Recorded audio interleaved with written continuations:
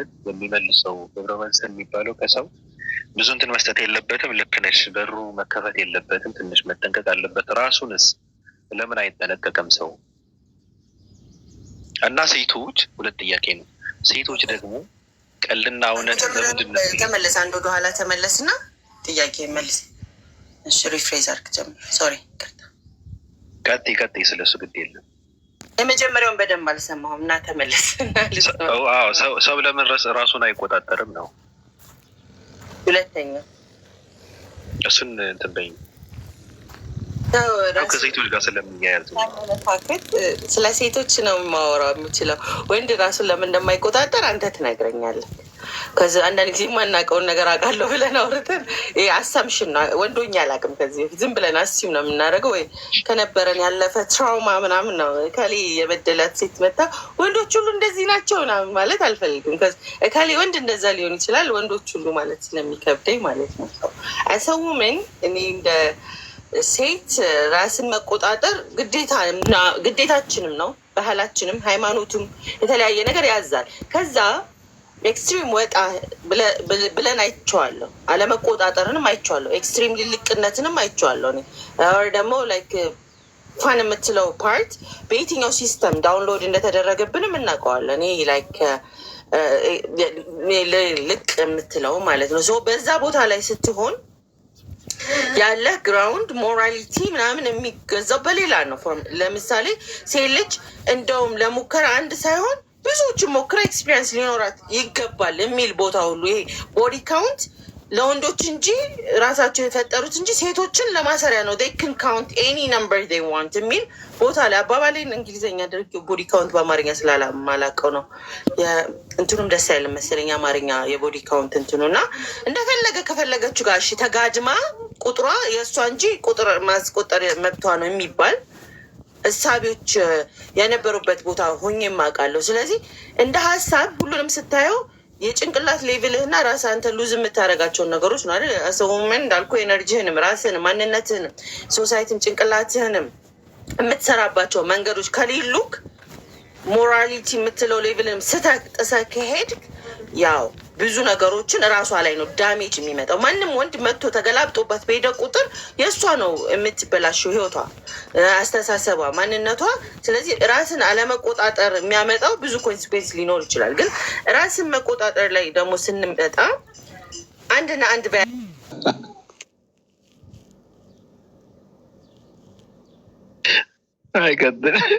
ቀጥል አሁን አይ ወጥሯል። በጣም ነው የተጎዳኸው ማለት ነው። እንደዛ ብላ ስትል መጀመሪያ ላይ እወድሻለሁ ብለህ ስትላት አመሰግናለሁ ማለት አንተ ጎድተዋል ማለት ነው እንጂ በዚህ ልክ እኛን ለማሳመን አጥርም ነበረ። በእውነት በጣም ከባድ ነው። ስሜትን እጋራለሁ። ግን ቀጥል፣ ሀሳብን ጨርስ። አረ ልሙት ካወራው። አረ ቀጥል፣ ችግር የለውም አስረዳን። አለፍራም አይ አዲስ መልስ የሰጠችበትን መንገድ ተረድቼዋለሁ። ከኔ ጋር አይገናኝም። በእርግጥ ግን ጥሩ ነው፣ ምንም ችግር የለውም እንደዛ መልስ መስጠትሽ። እኔ ግን ደስ በሚል የወንድምነት እንትን ነው ስሜት ነው። ኧረ ተው ነገኝ እኮ በእውነት ምንም ነገር የለም። አይ የሆነ ነገር ራሴ ስለማስብ ነው መስቀል ሚስሊድ እንድትደረግ አንተም ሌሎቹንም ስለማልፈልግ ነው። አሁን ያልክበት ለአላህ ብዬ እወድሻለሁ ምናምን ኢቨን ብትልም አመሰግናለሁ ከማለት እባቢ ስራው ይፍረስ ብላለች። ማይ ውጪ ያው ብዙም ዳሜጅ የሚያደርስ ነገር አልተናገርኩኝም። ከዚህ ያለውን አንተም አንደርስታንድ ስለምታደርገው ገብቶሃል አይደል? ጀነራል አላገኘሽኝም ላልከው ደግሞ ጥያቄህን በስትክክሉ አንሳና አትሊስት ወይ ልሞክር ካልቻልኩኝም ያው ውስጥስ አዲስ ውጭ ዳሜጅ እንደማያደርግ አው ሁላችንም ተረድተናል። ውስጥስ አሁን እኮ ዳሜጅ የሆነ ውስጡ እንጂ ውጭ እኮ አይደለም። ገብቶሻል? አይ ካሰብሽው እንደ ሰው እኮ ካሰብሽው እኮ እኔ ምንድን ነው በር እየዘጋሁበት ነው እኮ ያልሽው እኮ ሀሳቡ ሲጠቀለል ያው ወደ ሌላ ስሜት እንዳይገባ እኔ በር እየዘጋሁበት ነው ማለት ቦታ የለም ያልኩት ነው ነገሩ አይደል? እንደዛ ነገር ሀሳቡ ሀሳቡ ለሁሉም ለጀነራል ብቻ አይደለም።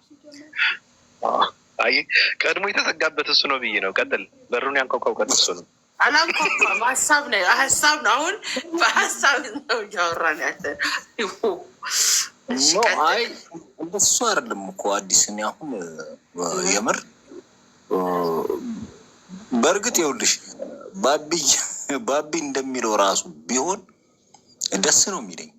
ምንም እንደው አንቺን መውደድ መታደል ነው። ከዛ ውጪ እኔ ችግር የለብኝም። እንደዛም ቢሆን ግን የኔ መልስ የተሰጠበት መንገድ እኔ አይወክልም።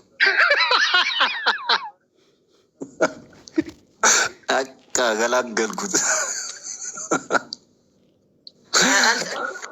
እንትን ይዞ ነበር ጀነራል። ጥያቄ ምንድን ነበር? ደግሞም አዲስ አመት ወላሂ አልሰማሁኝም። እውነት አልሰማሁም። ያን ያህል ለእኔ ጥንቃቄ ማድረግሽ ተገቢ አይደለም። መልስ በሰጠ ጥያቄ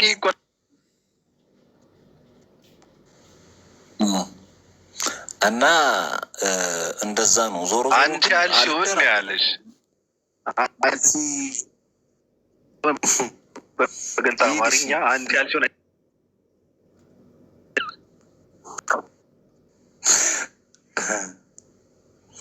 እና እንደዛ ነው አዲስ። ወላሂ አልሰማሁኝ፣ ግን አይ ሆፕ ሳምቲንግ ጉድ ይሆናል። እኔም የዘጋሁበት መንገድን አንደርስታንድ እንዳረከኝ የተረዳ ይመስለኛል። ያንተን ጥያቄ ስፔሲፊካሊ ተረጁ አልገባኝ። የኔንም መዝጋት አትችይም። ይኸውልሽ አዲስ የኔንም መዝጋት አትችይም።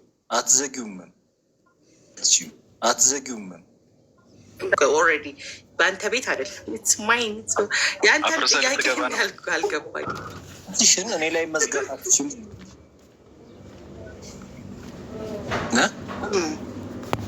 ገብቶሻል? በርሽ እኔን ለመቋቋም ዝግጁ አለ ወረድ ገብቻለሁ እያልኩሽ ነው።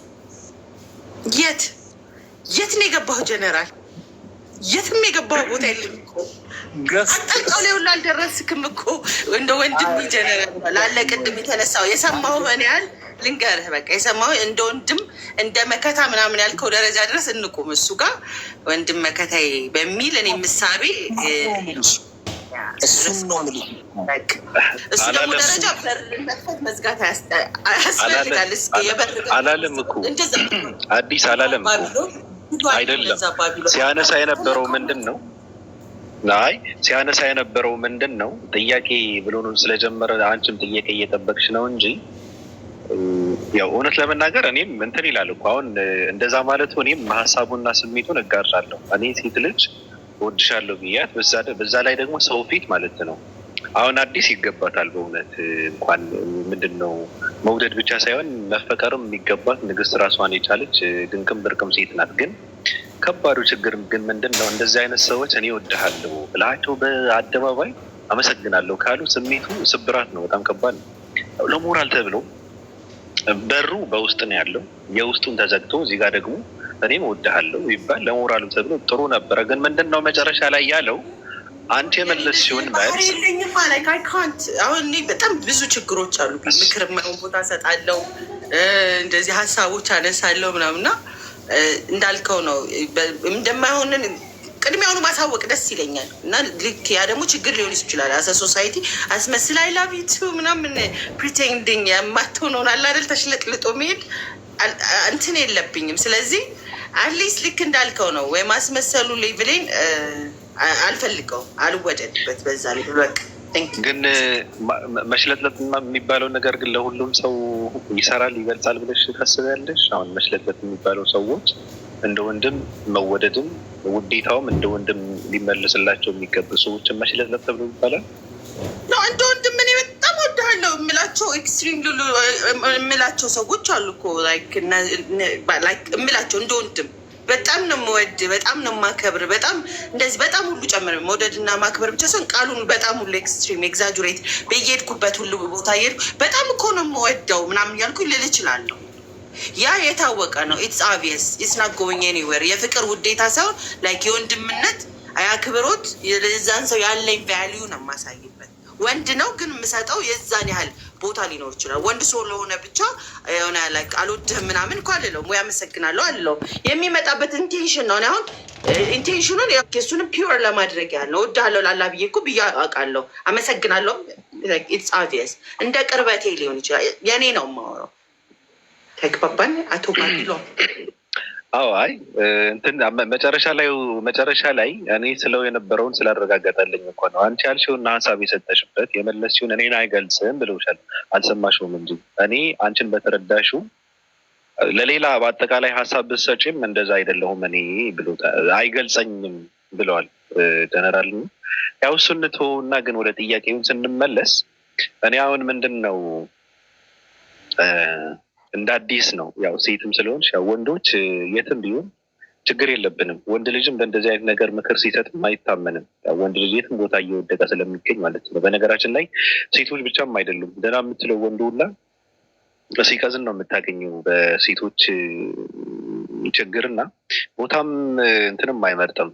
እና ምንድን ነው እኔ በሶሻል ሚዲያ ያው ፍቅር ምናምን እያልኩ አይደለም። ያው በእናንተ እንደማይፈቀዱ ምናምን ይገባኛል። ግን ሰው ሊገናኝ ይችላል ብለሽ ታስቢያለሽ? ይሄ የትዳር አጋር የሚሆን ሰው ስርዓቱና ሂደቱን ክንዋኔውን እነሱ በሚችሉትን አድርገው ግን ሰው በሶሻል ሚዲያ ሊገኝና ሊገናኝ ይችላል ብለሽ ታስቢያለሽ? አሪፍ ጥያቄ ነው። ባይሆን አሁን ይሄኛው ፕራክቲካሊ እኔም ከቲክቶክ ላይ ምንም አይገኝም ከሶሻል ሚዲያ ምንም አይገኝም ብሎ ስለ ሶሻል ሚዲያ ብዙ ነገሮችን የሚያስቀምጡ ሰዎች እንደዚህ አይነት ሰዎች አይደለም። እኔ ብዙ ነገር አግኝቼበታል። ኢንሻላህ የኔቨር ነው ባሌንም ላገኝበት ይችል ይሆናል አላውቅም።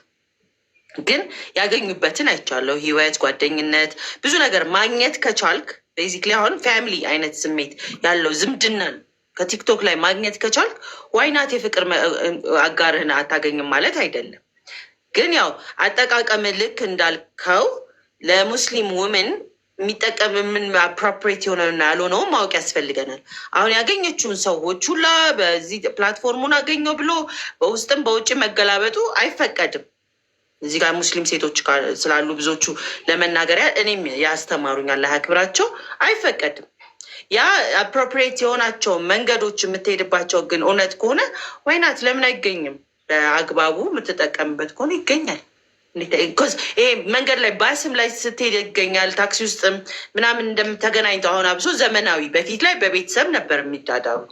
አሁን ግን በራሳቸው መንገድ ራሳቸውን የሚፈልጉትን እያገኙ ስለሆነ ይሄ የራሱን አካሄድ ሊኖር ይችላል። ተዋውቀው ምናምን በራሱ መንገድ የሚሆነውን እስቲ ከነሱ እንማራለን። ይሁን አይሁን ከነሱ ማለት ነው። ግን ከዛ ውጭ ግን ወይናት ግን አዎ ሁሉም ሰው እንደሚገኝ ያምናል አለ ግን አይዘልቅም ይላሉ።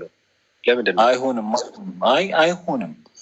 በተግባር አረ በጣም ያለፍኩበት ሰው ነኝ እና 1 አመት ፉክ ተደርጌ ማለት ተቀቅዬበታለሁ እና ምናልባት እንደው የምር ገብቶላችሁ እንኳን እየተወራጫችሁ ካላችሁ አቁም። ቀጥታ አየር ላይ በጣም አደጋ ነው፣ መጥፎ ነው። አንደኛ እዚህ ኮመንትና ሜሴጅ ላይ እንደምትጻጻፉት አይደለም። ኢቨን ታሪኩ ምኑም ስብዕናውም ሁሉ ነገር ለየቅል ነው እና አብዛኛው እንደዛ ነው። አሁን እንትን ማጆሪቲ እኮ ነው ትልቁ ነው የሚታየው። ማጆሪቲ ማለት አንተ አሁን ስንት ሴቶችን አስቀምጠ ስንት ሴቶች ላይ ስለተረማመድክ ነው ወይ? ስንት ሴቶች እንደዚህ ነገር እኔ በአንድ ነው እኔ በአንድ ነው የተገነተርኩት። ከዛ በኋላ ግን እንዲህ አይነት ነገር ዞር ብዬም አላየውም። ካገባው የምር ቁም ነገርም ቢሆን ማውቀውን በአካል እንዲህ እንትን ነው እንጂ ሶሻል ሚዲያ ላይ ማንንም መልአክ ስህተት ነው። በአንድ ሰው በዚህ ልክ እንትን መወሰንም ሀሳብ መስጠትም አይቻልም። በአንድ ሰው ብዙ መከራ ከሆነ ለምሳሌ ማጆሪቲውን እያልክ በአንድ ሰው እንዴት ነው አንድ ሰው ሁሉም ሰው ሊወክል የሚችለው ታዲያ? ጀነራል እኔ የእሱ ውሳኔ መቀየር አልችልም፣ ግን ይቅርባችሁ ነው በቃ። አይሆንም፣ በፍጹም አትጀምሩት። በነገራችን ላይ እሺ፣ ቀጥል። ይቅርታ ዋቴ ነው። አንደኛ ምን መሰለህ የምታደርገው እንዳንተ የምታወራው ሌላ ብዙ ሰው እንዳለ በምን እርግጠኛ ነህ? ሁለተኛ ያቺ ሴት ስለ ራሷ የነገረችህ ነገር እውነት መሆኑን በምን እርግጠኛ ነህ? ኢቨን አድራሿን ራሱ ሶሻል ሚዲያ ነው አይደል? እና ከባድ ነው ነገሩ። እውነት መሆኑን በምን ታውቃለህ? ኦኬ ሙድ ይዛብህ በምትፈልገው ሰዓት ቀላል ነው። ወይ አካውንት ነው የምትቀይረው ወይ ብሎክ ነው የምታደርገው። ከዛ ምንድን ነው የምትጨብጠው? የትስ አግኝተህ ነው ሄደህ የምታናግራት? እና አሉ አብዛኞቹ ደግሞ ይሄ ሳይጀናጀኑ እድሜ ያለፈባቸው ሴቶች እንዲህ አይነት ሙድ ነው ከፕሮፋይልህን ያይሉ ስቃይህን ነው ገብቶሃል የሚያሳዩ። አንተን የሚያል ጎረምሳ ሳሩን ላይ አስቀምጦ ነው ከአንተ ጋር የሚጀናጀኑት። አይ እንትን ነው ጀነራል። አሁን ችግሩ ምንድን ነው መሰለህ? የራስህ የአወራር ዘዴ ነው እንደዚህ አይነት ነገር የሚያደርግህ እንጂ እኮ አንተ ነገሩን ከፈለግከው በመጀመሪያ በሶሻል ሚዲያ ሰው ጋር የምታወራ ከሆነ ዝም ብለህ መነጠፍ የለብህም። ዝም ብለህም አለች የምትላት ልብህን አሳልፈህ የምትሰጥ ከሆነ በጣም ከባድ ነው። ሰው ጥባጭ ይጫወትበታል ማለት ነው። ከዛ በኋላ አንተ ልታለቅላት አይገባም፣ ራስህ በፈቃድ ከሰጠው ማለት ነው። ገብቷል? ሲቀጥል ደግሞ ምንድን ነው የምታወራውን ሰው አይደለም የምታወራውን ሰው አንተ ማወቅ የሚገባህና ማወቅ የምፈልገውን ነገር እስከ መጨረሻ ድረስ ወርደህን ወጥተህን ለማወቅ ጥረት የማታደርግ ከሆነ እሱ ያለህን ሁሉ አሜን ብለህ የምትቀበል ከሆነ በጣም ከባድ ነው። ገብቶሃል አባባሌ? ያ ሰው ግን አሁን አንተ ላቀረብከው ጥያቄ ጥሩ የሆነ እንትን መልስ ከመለሰልህ ገብቶሃል? ያ ሰው አንተ ጋር ምንድን ነው አንተ ጋር የመቀጠል ወይም አንተ ጋር የመገናኘት ዓላማና ፍላጎት እንዳለው ደግሞ እንደምንም አድርገህ ማወቅ አለብህ። ገብቶሃል አባባሌ? ሶሻል ሚዲያ ላይ በራስህ ግምትና እንትን ጥበብ ነው ሰውን ማንነቱን ለማወቅ እንትን ማድረግ ያለብህ እንጂ ሰው የነገረህን ሁሉ አሜን ብለህ የምትቀበል ከሆነማ በጣም ከባድ ነው። ራስህን ነው እንትን የምታደርገው። ምንድን ነው ራስህን ነው ለማወቅ መጣር ያለብህ ማለት ነው። ሲቀጥል ደግሞ በአንድ ሰው እንደዚህ ማለት የለብህም። ገብቶሃል አባባሌ? አሁን እኔ ለመሰለህ ርዕሱ ሰዎች እንደዚህ አይነት ርዕስ እንትን ያድርጉታል፣ አይደግፉትም። ግን አበሻ በጣም ኋላ ቀር ህዝብ ስለሆን ነው በጣም ከባድ ነው። ስለ ሁሉም ነገር ነው መወራት ያለበት። ገብቶሃል አባባሌ? ስለ ሁሉም ነገር ማለት ነው። ነገሩ ሲከሰት ብቻ አይደለም ሀሳብ መሰጠት ያለበት። አሁን የሆነች ልጅ እንደዚህ ሆነች፣ የሆነች ልጅ እንደዚህ ስታደርግ ነበረ፣ የሆኑ ሴቶች እንደዚህ ሲያደርጉ ነበረ ተብሎ ተጎድተውም ተቸግረው የሚመጡት እኮ ስለማይወራ ነው። የሚያስጠነቅቅ ሰው፣ ሀሳቡን የሚያካፍል ሰው፣ የሚመክር ሰው፣ የሚገስጽ ሰው፣ ነገሩ እንዴት መሆን እንዳለበት የማይናገር ሰው የለ ነው። ገብቶሃል አባባል? እንዲጠነቀቁ ምንድነው ሳያጋጥም በፊት ነው ሰው መናገር ያለበት እና ስለ ሁሉም ነገር ሀሳብ መስጠት አለበት። በእንደዚህ አይነት ነገር ደግሞ ብዙ ሰው እየጠፋ ነው። በጣም ብዙ ሰው ማለት ነው። ሁሉም ያውቀዋል። ትልልቅ ሰዎች የምትላቸው ሁላ ይጠፋሉ በእንደዚህ አይነት ነገር እና ይህ በተለይ ከምንም በላይ ስለ እንደዚህ አይነት ነገር ወጣት ነው፣ ስደት ላይ ያለ ትውልድ ነው፣ አብዛኛው ወጣትም ነው፣ ለትዳርም የቀረበም የሚፈልግም የሚናፍቅም ነው። ስለዚህ መወራት አለበት ብዬ ነው ማምነው። ትንሽ የምናወራበት መልካም ነው። እያወራንም ነው። በደንብ ፈታ በልን። ቤት ምንድን ነው አይደለም፣ ለእነሱ ነው ሀሳቡን የሰጠኋቸው እንጂ ጀነራል ላይ ይፈቀድልኝ መብቴ ከሆነ ጀነራል እባክህ። እሺ አመሰግናለሁ። አይ ፊል ዩ ፔን። አንደኛ የአንተን ፔኖች ብዙ ሰዎች አይ ቲንክ ሊጋሩት ይችላሉ። አውቃለሁ ብዬ አይደለም እሱን ስል የራሴን ሀሳብ ለመስጠት ያለ ነው ስለተነሳ ከባድ ነው። ሂሊንግ ያስፈልግሃል ብዬ አስባለሁ። ውስጥ ያለው ያለፈ የሞከርካቸው ነገሮች ሁሉም ሴቶች ላይ ሊኖር ይችላል ብሎ መገመቱ ራሱ አንደኛ ትራውማ ነው። በእኔ አመለካከት ሁላችንም የራሳችን የተለያየ ትራውማ ደርሶብን ያውቃል። እኔ ቲክቶክም ላይ ሪሌሽንሽፕ ኖሮኝም ያውቃል፣ ሪል ላይፍም ኖሮኝም ያውቃል። ምናልባት ያ ከጠቀመክ ያ ነገር ግን ሂል ማድረግ ያስፈልጋል። ውስጥ ያለውን ነገር ማከም ያስፈልጋል። ከሊት ማለት አዲስ ዓለም ወይንም ደግሞ ከሌ ማለት አይደለችም። ስለዚህ እዚህ ሶሻል ሚዲያ ላይ ያሉ ሴቶች በተለያየ ፕሮፋይል የሚሆን ዋቴቨር ነገር የሚኖራቸው ምናምን ስትል ምድር ላይ ያሉ ሴቶች ናቸው። ስትል በሞራሊቲ በሪሊጅን በተለያየ ኮንሰፕት የሚያድጉ ሴቶች ናቸው። የሉም ባለጌ ሴቶች ወይንም ደግሞ የሰውን ልብ ለመስበር የሚሄዱ ሴቶች አይኖርም፣ ይኖራሉ። የራሳቸው ትራውማ ስላላቸው እነዛም ሴቶች መታከም ስለሚፈልጉ የእነሱን ያልታከመ ማንነት አምጥተው ከሌላ ይጭናሉ። ያን ሰው ደግሞ ሌላ በሽተኛ ይፈጥራሉ።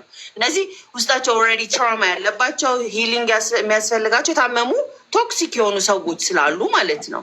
ስለዚህ ያን ቶክሲሲቲ አንተ ላይ ሲያደርጉት አንተም ደግሞ የሴቶችን እይታ ሽፍት እንድታደርግ ስለሚያደርግ እንደ ምክር ኒድስ ሂሊንግ ያ ማለት ልክ ነህ አንተ ልክ ነህ ያልከው በምድራዊ በማገኛት እንጂ በውጭ ቲክቶክ ላይ አላምንም አልክ። ያ የአንተ እይታ ነው። ግን እነዚህ ሁሉ ሴቶችም የአንተ ሚስት ነገ የምታመጣትም ጨምሮ ሶሻል ሚዲያ መጠቀም አይቀርም ወይንም እንዳትጠቀሚ ብለህ እስካልዘጋኸው ድረስ። ስለዚህ የሰውን ጭንቅላት በየቀኑ የሚቀያየር ምን እንደሆነ አናውቅም።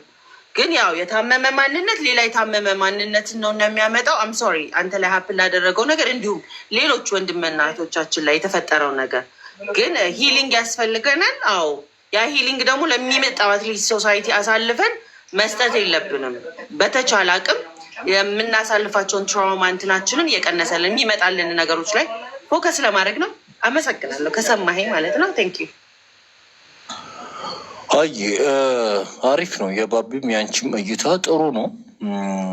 ግን ምን አለ መሰላችሁ እኔ ካየሁት አንጻር ሉክ ሴታፕ ስትደረጉ ሁሉም አንድ ነው ማለት አይደለም። ግን ባቢ እንዳለው ሰዎችን ክሮስ ቼክ አድርጉ ብሏል። ግን የሚገርመው አሁን አዲስ ቶክሲክ ብለሽ ሳይኮ እንደዚህ አይነት ነገር ይሄ ልክ እንደ የአእምሮ በሽተኛ አለ አይደል? እንደዛ አይነት ባህሪ ያላቸው ሰዎች አሉ። እና ኢቨን ሲሪየስ እና ጠንካራ ከሆንክ ኢግኖር የምታረጋቸው ከሆነ ከባድ ወጥመድ ውስጥ። ለምሳሌ እኔ እጅ በምላጭ እየተቆረጠ ነበር ፎቶና ቪዲዮ የሚላክልኝ ብሎ አይ ምሳሌ ነው ኖ አይ ምሳሌ ወደ ሌላ ነገር እንትን እያለ ነው ነገር ጠበበ ጀነራል ጠበበ። እኔ ገባኝ ግን ጠበበ ሀሳቡ በጣም ጠበበ። አየሽ ልዘርጥጠው ሲዘረጠጥ እንደተባለውም ያው ሁሉም አንድ አይደለም። እንግዲህ የተገናኛችሁ አላችሁ የተጣጣማችሁ ግን በቃ ሀሳቤን ቀይሬያለሁ። በአዲስና በባቢ ሀሳብ ተስማምቻለሁ። በቃ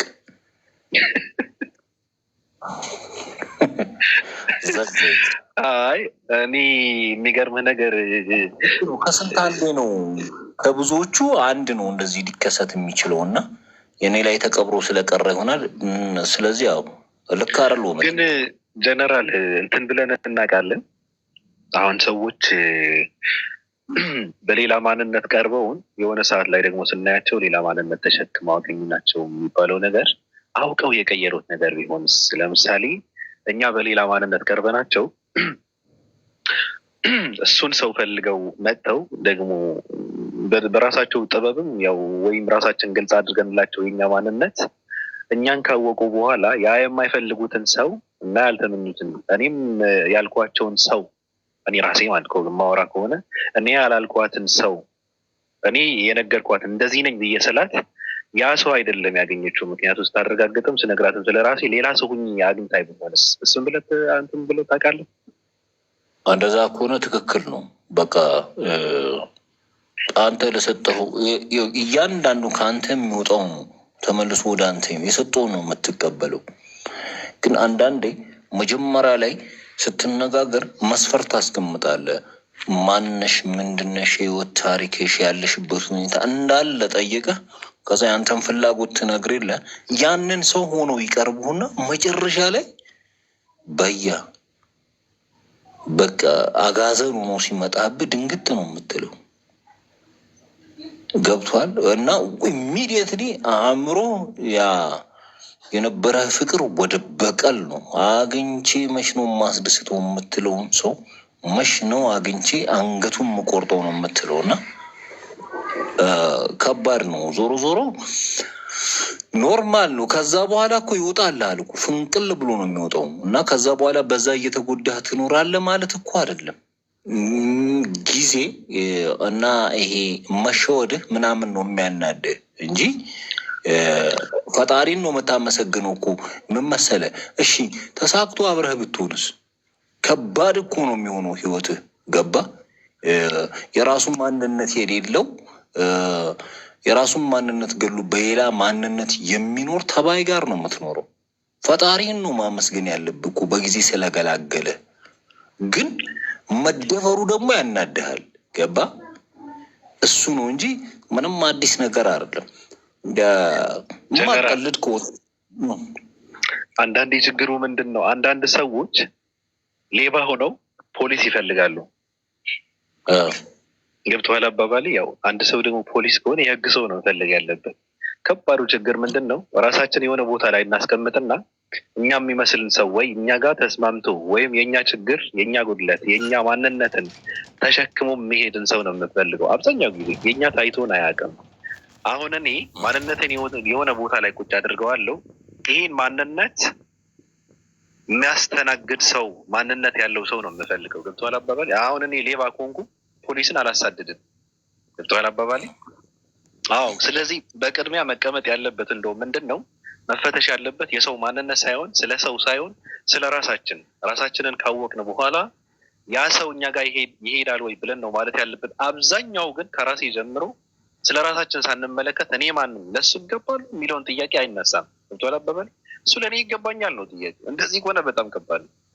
ገብቶሃል? እሱ ለእኔ ይገባኛል ማለት ከጀመርክ በቃ ትርጉም የለውም። ፍላጎቱን እየተረዳህለ እንትን እያደረግከውም አይደለም። በቅድሚያ ግን በእርግጥ እኔ ለሱ እገባለሁ የኔ ማንነት ስጋ የሚሄድ ነው ምናምን ብለህ የራስህን ማንነት በትክክል መረዳት አለብህ መጀመሪያ ማለት ነው። ገብቶሃል? እንደዛ ነው መሆን ያለብን። አዎ ሁለት ነገር ልጠቅሱ እየወጣው ስለሆነ አንድ ሁለት ነገር ልጨምርላችሁ እና ከጠቀማችሁ እኔም ራሴ ላይ የሰራሁበት ለሌላ ሰው አሁን ባቢ ያነሳው በጣም ትልቅ ቫሊድ ፖይንት እንደ ፍቅረኛ እንደ ባል እንደ ምናምን ሳይሆን እንደ ማንም ከልጃችሁ ጀምሮ ስታሳድጉም ሰልፍ አዌርነስ ራስን ማወቅ ማለማመድ ግዴታ ነው ብዬ አስባለሁ። እሱ ትልቅ ፖይንት ነው ያነሳው ባቢ። ሁለተኛ ደግሞ ናርሲሲስቲክ ቢሄቪየሮች የሚባሉ አሉ። ናርሲሲስት የሆነ ሶሳይቲ ውስጥ ያደገ አባት ልጅ አስተዳደግ የሚመጣ እሱን ነገር ሉክዳፕ ቼክ አድርጉ።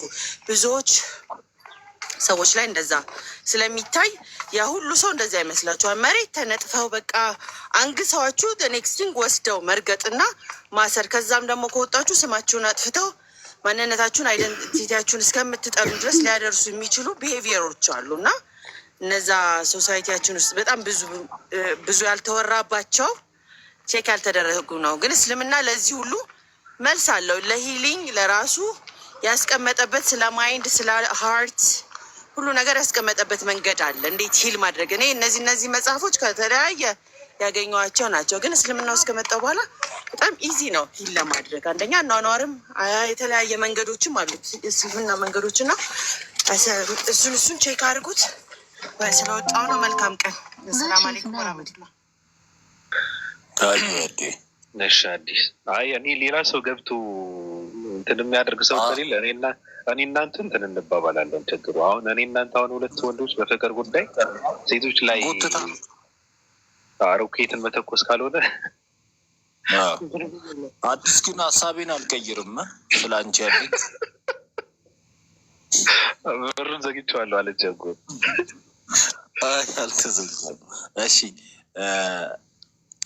ገብታላለች። ሱሱ እሺ አወራታለሁ። ቆይ እንዲሁ ከምን ይግባና ማስታወቂያ ይሰራል። ሱሱ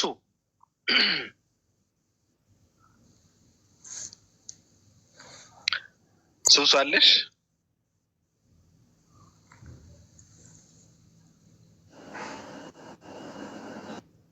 ከባድ ችግር ነው። በላይ ደግሞ ነው እንትን ያደረገችው።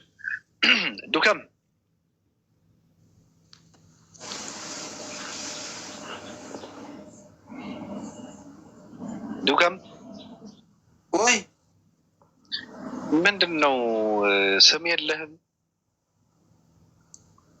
አለኝ እንጂ እና ለምን በስማት ምንድን ነው የአንድ መንደር ተሰማሽ ብሩ ይባላል። ተሰማሽ ተሰማሽ ብሩ ነኝ። ምንድን ነው ባቢ ነበረ ስሜ ደግሞ ተሰማሽ ምንድን ነው ተሰማሽ ማለት ነው?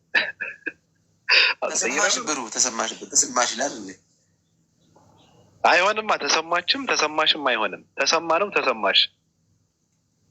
ተሰማ ሽብሩ ከናባቴ ነገር ሽብሩ ኦኬ። ተሴ አይ እንዴት ነህ? ደህና ነኝ። ማን የሰማህ አንተ?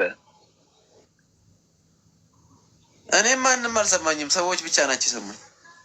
የምር ስሙ ነው እንዴ? አዎ እንዴ ባቢያታ፣ አንተ ደግሞ አታውቅም እንደ ጀነራል የሆነ ሳለ ነግሬሃለሁ እኮ አባቴ የደርግ ወታደር ነበረ። ከባድ ነው እና እንዴት ነህ? ሽብሩቱ ይሉኛል እህቶቼ አለው። ምንድን ነች እቺ የልብ ምልክቷ? እንደ ሴቶች አንተም የሆነ ነገር ቀጥለህ እንዴት ነው? ባቢ ፈጣሪ ፈራ በእግዚአብሔር ብላ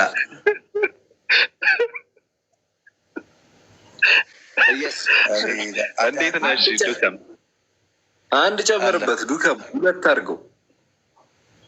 ኤድባክ ረፍ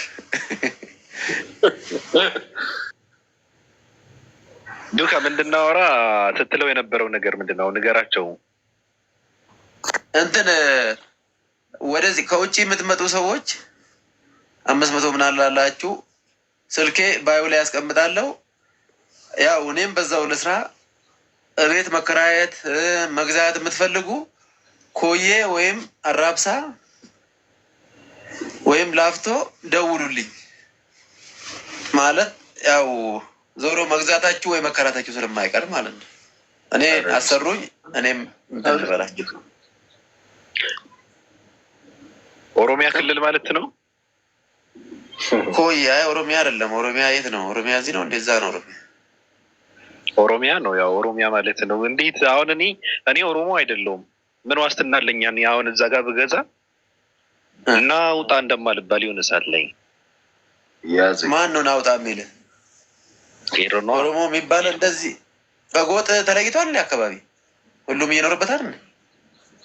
እኔ ምን አውቃለሁ አለ። እኔ ሶሻል ሚዲያ ላይ እንደዛ ሲባል ነው የማውቀው።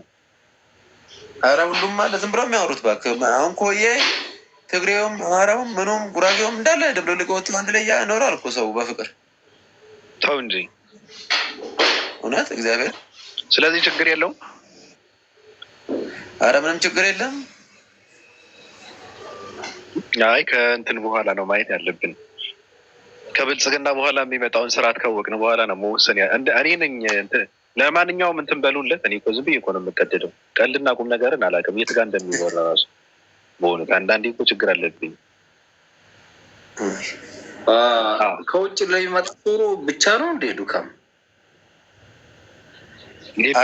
ሀገር ውስጥ ያለው ወደ ኮዬ የሚመጣ ማንኛውም ቤት ፈላጊ ደውሉልኝ ነው። ችግር የለውም። ደውልልኝ አንተ፣ በተለይ አንተ ደውልልኝ። አንተ ደውልላለሁ። ለምን እንደምረሳ አላውቅም። እፈልጋለሁ ግን ጀነራል አሉ እዛ ራሱ እመጣለሁ ብዬ አስባለሁ እኮ ግን ያው እየረሳሁ በእናትህ እመጣለሁ እኮ እዛ ጓደኛዬ ሱቅ አለው ኤሌክትሮኒክስ እመጣለሁ እኮ በቃ እንገናኛ። ፋይሰል ስልኩ አለ እንዴ? የኔ ፋይሰል የመርካቶ ጠፍቶብኝ ነው። ከሰማኝ ስልክ ቶሎ ሚስኮል አድርግልኝ። ፋይሰል ፈልጌ ነው። እኔ እኮ ነኝ ፋይሰል። ሌላ ፋይሰል አለ ሌላ። እሺ ማታ ኦሮሞ ዱከም አግብተሃል? ጎል ነው የጎልን ተወሱ ግድ የለም። ለባለቤቶች ተወሱ የለም። አሁን ላጤ ነኝ እባክህ። በፊትም አግብቼ ነበር። የሆነች ፂላ ቆንጆዬ ፂላ ነበረችኝ። እሷ መስማማት ሲያቅተን ቤቱ ሲፈርስ ተለያየን። በቃ አሁን ያበርኩ ላጤ ነኝ። በእናትህ ቤቱን ስለፈረሰ ነው ትዳራቸው የተበተነው? አይ ጦርነቱም ተጋግሎ አልነበር። በዛ በቃ ገብተ ልጅቷ በጣም ብዙ ነገር ከብዷት ነበር። ቤቱ ፈረሰ። ላሽ ላለች በቤተሰብ ላይ ያገባሃል ወይ ዝም ብለህ ነው? እኔ ቤተሰብ የለኝም እኮ ባቢ፣ ሞተዋል እኮ የሉም ማለት የሉማ፣ ሞተዋል እኮ እናቴም አባቴም አንድ ወንድም አለኝ። ሌሎቹ አሉ በእርግጥ አጎት አክስት ምናምን የሚባል የለም። አላቃቸውም። ድራሻቸው ይጥፋ። አይ አላቅም ማለት አትቀርብም ነው ወይስ የምርም እንዳሉም አታውቅም? ኧረ አሉ እንዴ ላልቀርባቸውም እንጂ የለም። ግማሹ 9 ዓመት 10 ዓመት 15 ዓመት ምናምን የተለየዋቸው። ምንድን ነው ዱከም? አይ ችግሩ ምን አለ መሰለህ ዱከም፣ አንዳንዴ ኢትዮጵያ ውስጥ የሚባላልና መወደድ ቋንቋ ነው የሚባል የለም። ትክክል ነው። አንዳንዴ የሚረዳ ሰው ሲሆን ነው ቤተሰብነት እናንተ አላችሁ። እባክህ ፈጣሪ እናንተን ያኑሩልኝ። በቃ እኔ ምን የራሳቸው ጉዳይ። እንደዛ ማለት የለብህም። በነገር ላይ በመካከላቸው የሆነ ችግር ከሌለ እንደዛ ማለት የለብህም። ገብቶሃል? ብትገፋ የሆነ ችግር ቢፈጠርም አንተ ያው በአጸፌታ መመለስ ያለብህ ፍቅርን መሆን አለበት፣ መቅረብ አለብህ። ገብቶሃል አባባሌ? የእናቴ መሬት ነበር እና የእናቴ ወንድሞች ያው ፉት አደረጓት አየር ላይ ለደህንነት ሰጡንና ምናምን። በቃ ለማንኛውም አይወራም። ባክቶ ቁስል መቀስቀስ በቃ እንተው እና ምን ፈልገህ ነው አሁን? ልታጋባኝ ነው? ምንድን ነው እናቴ እንደው በጠዋት ውስጥ የሆነ ነገር አሰማኝ። አይ ፍቅር አለ ብለህ ታምናለህ? አዎ እንዴ አንተ ማለት ፍቅር አለ እንጂ የምነካው አለ። አዎ በሁለት ተቃራኒ ጾታ መካከል ያለን ፍቅር እንዴት ነው የምትገልጸው አንተ? አልገባኝም ባቢ፣ በእናትህ ምን አልከኝ? ያው በባልና በሚስት ማለት ነው። በመካከላቸው ያለ ፍቅር እንዴት ትገልጸዋለህ?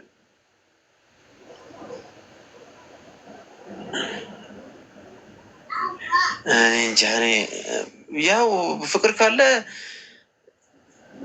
እኔ እንጃ በእናትህ። እኔ አማርኛውን አልችልም ለመግለጽ።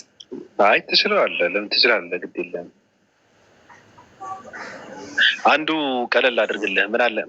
ምን አለ መሰለህ፣ የሆነ ሰዓት ላይ ፍቅር ምንድን ነው ብለው ጠየቀኝ። አይ ፍቅርማ ስሜት ነው አልኩት። የትኛው ስሜት አለኝ። ሁለት አይነት ስሜት አለ አልኩት። አንደኛ ነገር ያ ሰው ስትወደው፣ ስታከብረው፣ ስትጨነቅለት፣ በጣም ስትሳሳለት ውስጥህ የሚሰማን ስሜት ነው አልኩት። ገብቶሃል አባባሌ? የሰው ልጅ ከሰው ነው የተፈጠረው፣ ከሰው ጋር ይኖራል፣ በሰውም ይሸኛል። የሰው ልጅ የተፈጠረው ለሰው ነው። አንተ ለሰው ነው የተፈጠርከው። ለአንተ የተፈጠረ ሰውም አለ። ማንንም ሰው መጎዝጎዝና መደገፍ ይፈልጋል። በተለይ በፍቅር እንትን ማለት ነው። ገብቶሃል አባባሌ? አንደኛ ሶስት ስሜት ነው። ሁለተኛ ደግሞ ይሄ የተፈጥሮ እንትን ስሜት የለም፣ የግንኙነት ስሜት የለም፣ ስጋዊ ግንኙነት ስሜት እሱም አለ። እኔ ግን አብልጬ ቦታ የምሰጠው ያ የስጋው ስሜት ነው። በሁለት ተቃራኒ ጾታዎች መካከል ያለውን ፍቅር እሱን ነው ትልቅ ቦታ የምሰጠው አልኩት። አይ እሱም ባይኖር ዋናው ነገሩ እሱ ነው ብዬ ስል አይደለም አለ። እንዴ ታዲያ ያለሱ እንዴት አንተ ከአንድ ሰው ጋር እሱን ሳታደርግ መኖር ትችላለህ ወይ ብዬ ስለው አዎ መኖር ትችላለሁ አለ። እንደዛ ከሆነ ወንድ ልጅ ማፍቀር ትችላለህ አልኩት። አልችልም አለ።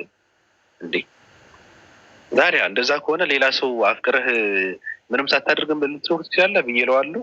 አዎ እችላለሁ። አንተ ትችላለህ? ኧረ እኔ አልችልም። እንዴ ስለዚህ ዋናው ነገር እሱ ነው ማለት ነው። ወንድ ኧረ አሁን እኮ ችግሩ ምንድነው ታውቃለህ ባቢ? የመጨረሻ ቃላቱ ግን ታሳምርና አውርተህ ልክ እንትን ብለህ የሆነ መስመር ላይ ጉልበት ትመታለህ። ከዛ በኋላ ወደ ዳገት ሂድ ትላለህ። ይሄ ከባድ ነው።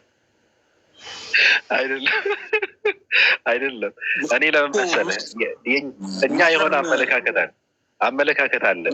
ለዛ ነገር የሚገባውን ቦታ እንሰጠውም። ገብቶሃል አባባሌ? በትክክልም ቦታውን እናንትኑ መሰጠት አለበት ብዬ ነው የምለው። የተፈጥረው ህግ ነው። ልትጥሰው አትችልም። ያለሱም መኖር አይቻልም። ያለሱም እኛ አልመጠንም። አንዳንድ ሰዎች አይ ፍቅር እኮ ማለት ትዳር እኮ ማለት ልጅ መውለድ አለ፣ ለምንድን ነው እሱን የምትለው ይላል። አይ እሱ ሳትሰራ ልጅ አትወልድም። ገብቶሃል አባባሌ? ልጅ አይወለድም እሱ ሳይሰራ። የልጅ መሰረትም እሱ ነው። የመዋደድ መሰረትም እሱ ነው። የመፋቀር መሰረትም እሱ ነው ብዬ ነው የማምነው። አንተ ትስማማለህ ወይ ነው?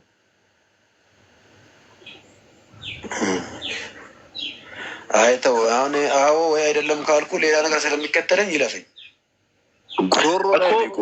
ሀሳብን እኔ እኮ አሁን እኮ የፈራኸው ምንድን ነው? አይ እንደዛ ብዬ አዎ ካልኩ በቃ ይሄ ልጅ እንትን አድርጎ ላጥ ለማለት ነው የሚፈልገው ብሎ ይረዳሉ ብለን ይገባኛል እኮ የአበሻ አመለካከት ነው።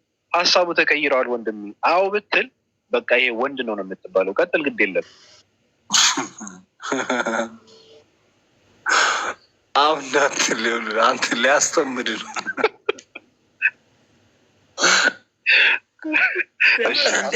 ዱቄት ነው የሚያደርገኝ እንጂ አንተ እኮ የተመታ ነው አይደለም። አይ እንትን ነው ያመጣልህ እኮ ግልጽና ቀላል ነው። ግን የሆነ አንገት ላይ የቆመ ነገር አለ። እኔ አሁን በባቢ ሀሳብ እስማማለሁ።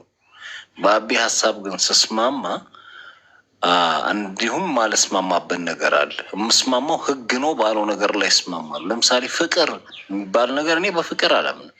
ፍቅር የሚባል ነገር የለም። ገብቶሃል? ህግ ነው የስበት ህግ።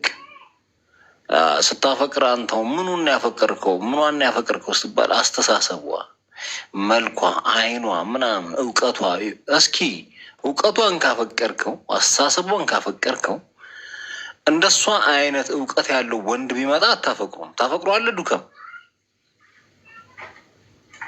ፈቅረው አታፈቅሩም? እሺ ሌላ ምኗን ያፈቀርከው? አይኗ።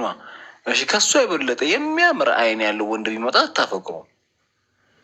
ስለዚህ ሚኒመም መስፈርት አያስፈልጉም። ፍቅር ማለት ጀነራሊ በቃ እንትን እኮ ነው ፍቅር የሚባለው። ስለዚህ ያለ ማለት ነው። አይ ቆይ ዱከም ቆይ መስፈርት ፍቅር የለም ብሎ ግን ፍቅር መስፈርት የለውም፣ ምንም መስፈርት አያስፈልገውም ማለት። ስለዚህ ፍቅር አለ ማለት ነው። አዳልጦኝ ነው። ለምን ትቀልባለህ? በነገርህ ላይ ምንም መስፈርት ሳይኖርህ ወይም ደግሞ ከሷ የሚበልጡ ሰዎች እያሉ እሷን ማፍቀር ከቻልክ ወይም በእሷ መሳብ ከቻልክ ፍቅር አለ ማለት ነው። ፍቅር የሚባለው እዛ ጋር ያለውን ስሜት ነው። በነገርህ ላይ ፍቅር የለም ማለት በጣም ከባድ ነው። አብረህ የምትኖረው ሰው ትሳሳለታለህ። መተጋገዙ አሁን አብሮ የሚኖር ሰው ጨክና የሆነ ነገር ልታደርገው አትችልም። በጣም እንትን ታደርገዋለህ። ገብቶሃል አባባል? እሱ በመላመድ የሚመጣ ባቢላን እሱ በመላመድ የሚመጣ ነው። መጀመሪያ ግን ከዚህ ሴትዮ ጋር አብረህ ከመኖርህ በፊት ምን አገናኘ? ለምን ወደ እሷ ሄድክ? እሷ ስለምን ወደ አንተ መጣሽ ሲባል ይሄ ህግ ነው፣ ፍቅር አይደለም። ይሄ ህግ የሚሰራው በሁለት ተቃራኒ ጾታዎች መካከል የሚሆን ህግ፣ ልክ እንደ ማግኔት ማለት ነው። ተቃራኒና ተመሳሳዩ ይገፋፋል። እንደገና ደግሞ ተቃራኒው ይሳሳባል። ወንድና ወንድ ልክ ከሴቷ ጋር እንደ ወንድና ሴት በወንድና ሴት መካከል ያለው ፊሊንግ በወንድና ወንድ መካከል አይኖርም። ገባ? ስለዚህ ይሄ ህግ ነው። ምንም ማንኛውንም ሴት ትወዳለህ። ተፈጥሮ ግዴታ ነው፣ ኔቸር። ገባ? አሁን ምርጫ ከተባለ የአስተሳሰብ ፀጉር፣ ሼፕ ምናምን ትላለህ እንጂ መጀመሪያ የምትወደው ሴትነቷን ነው። እና ፍቅር የሚባል ነገር የለም። ሲጀመር ፍቅር ራሱ ውሸት ነው። እስኪ ፍቅር ራሱ በጣም የሚያስቀኝ ፍቅር እውር ነው። ፍቅር በአፍቃሪው ልብ ውስጥ ነው። ፍቅር አይሞትም። ፍቅር ዘላለማዊ ነው ምናምን። እውር መከተል አልፈልግም። ለምሳሌ ፍቅር እውር ማን እየመራው ነው ታዲያ? ቤታችን የገባው ልጅ እኮ አንዷ እውር ነው ሲሏል። ታዲያ ማን እየመራው ነው ቤት የገባው አለች። አሁን ግድ የለም ፍቅር ምንድን ነው ለአንተ? ፍቅር የለም አልክ? የለም እኔ ፍቅርን ግለጸው ብባል አሁን ፍቅር እናንተ የምትሉትን ነገር ሰዎች ነገሮች ሲሳኩላችሁ መንግስተ ሰማያት የገቡ እንዲመስላቸው የሚያደርግ ቅዠት ነው፣ ወይም ደግሞ ይሄ የማይጨበጥ ህልም ነው።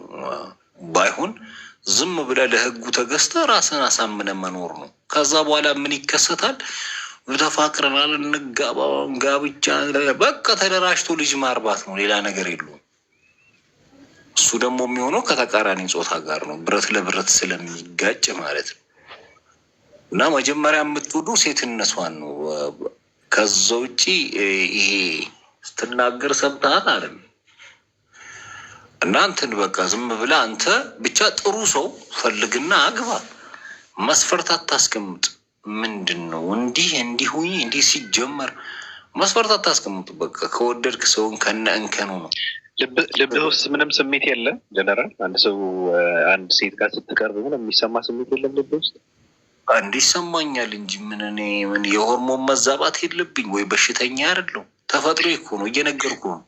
ሴት ታዲያ እኮ ነው ፍቅር እየተባለ ያለው እኮ ነው። አረዋት ይህን ፍቅር ነው። እነዚህ ሰዎች ፍላጎቱ ፊሊንጉ ነው ፍቅር። ቅድም ግን ያው የሆነ ነገር ብለህ ነበረ ላስታውሰህ ብዬ ነው። እሺ ያው ስቡካ ነበረ ብለህ ነበረ ቅድም። ሲያቡካ የነበረው ምንድን ነው? አብኩቶኝ እኮ አይደለም እኮ ባቢላር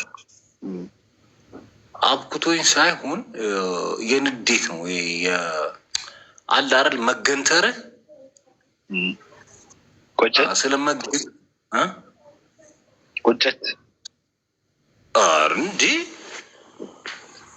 እንዴት አይቆጭህም አንተ ስል በቃ ለሰው ብለህ ዋጋ ከፍለህ ሳትፈልግ በቃ ሰው ያስፈልጓል ብለህ ምናምን ነገር ወይ ሳትፈልግ። ስለዚህ ጥቅም እየፈለግክ ነበረው ማለት ነው።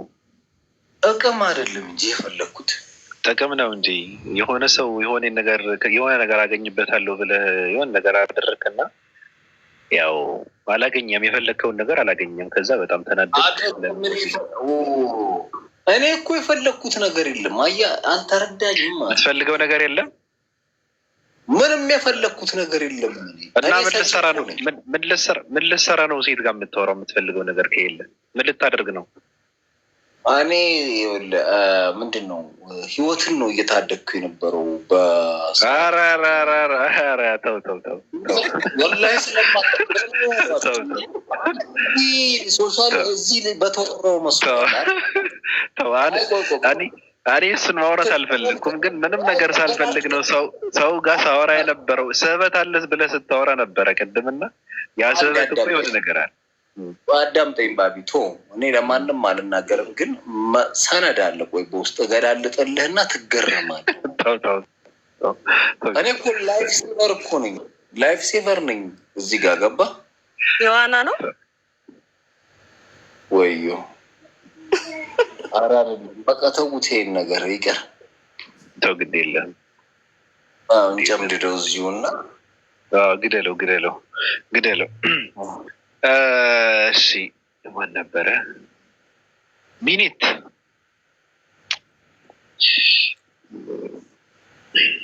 ለምንድን ነው ወይ ሁሉ ሰውን የሚስልዘው?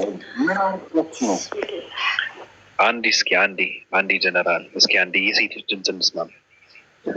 እሺ ይሰማል?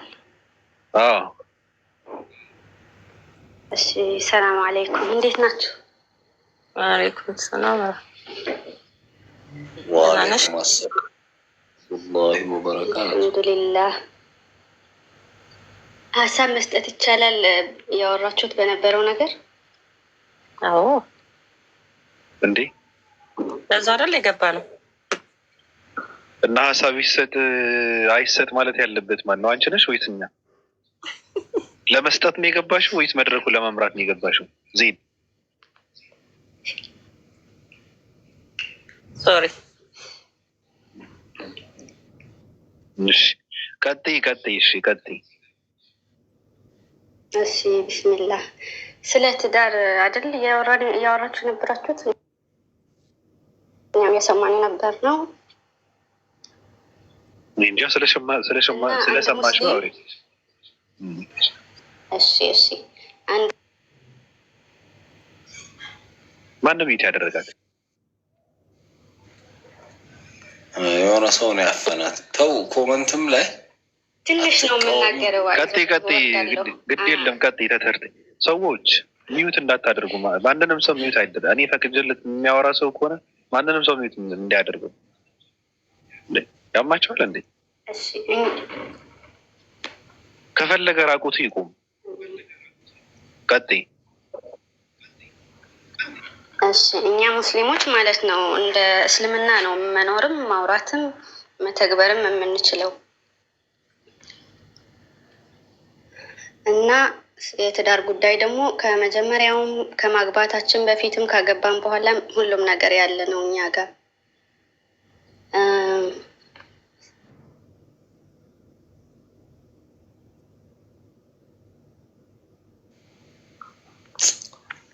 ቀጥይ።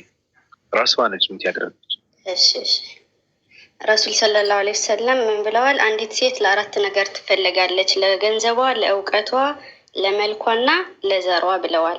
እውቀት ያላትን የመረጠ ሰው የተሻለ ነው፣ ሌላው አመድ አፋች ነው ብለዋል። ይሄ ለሴትም ለወንድም የሚመለከት ነው ማለት ነው።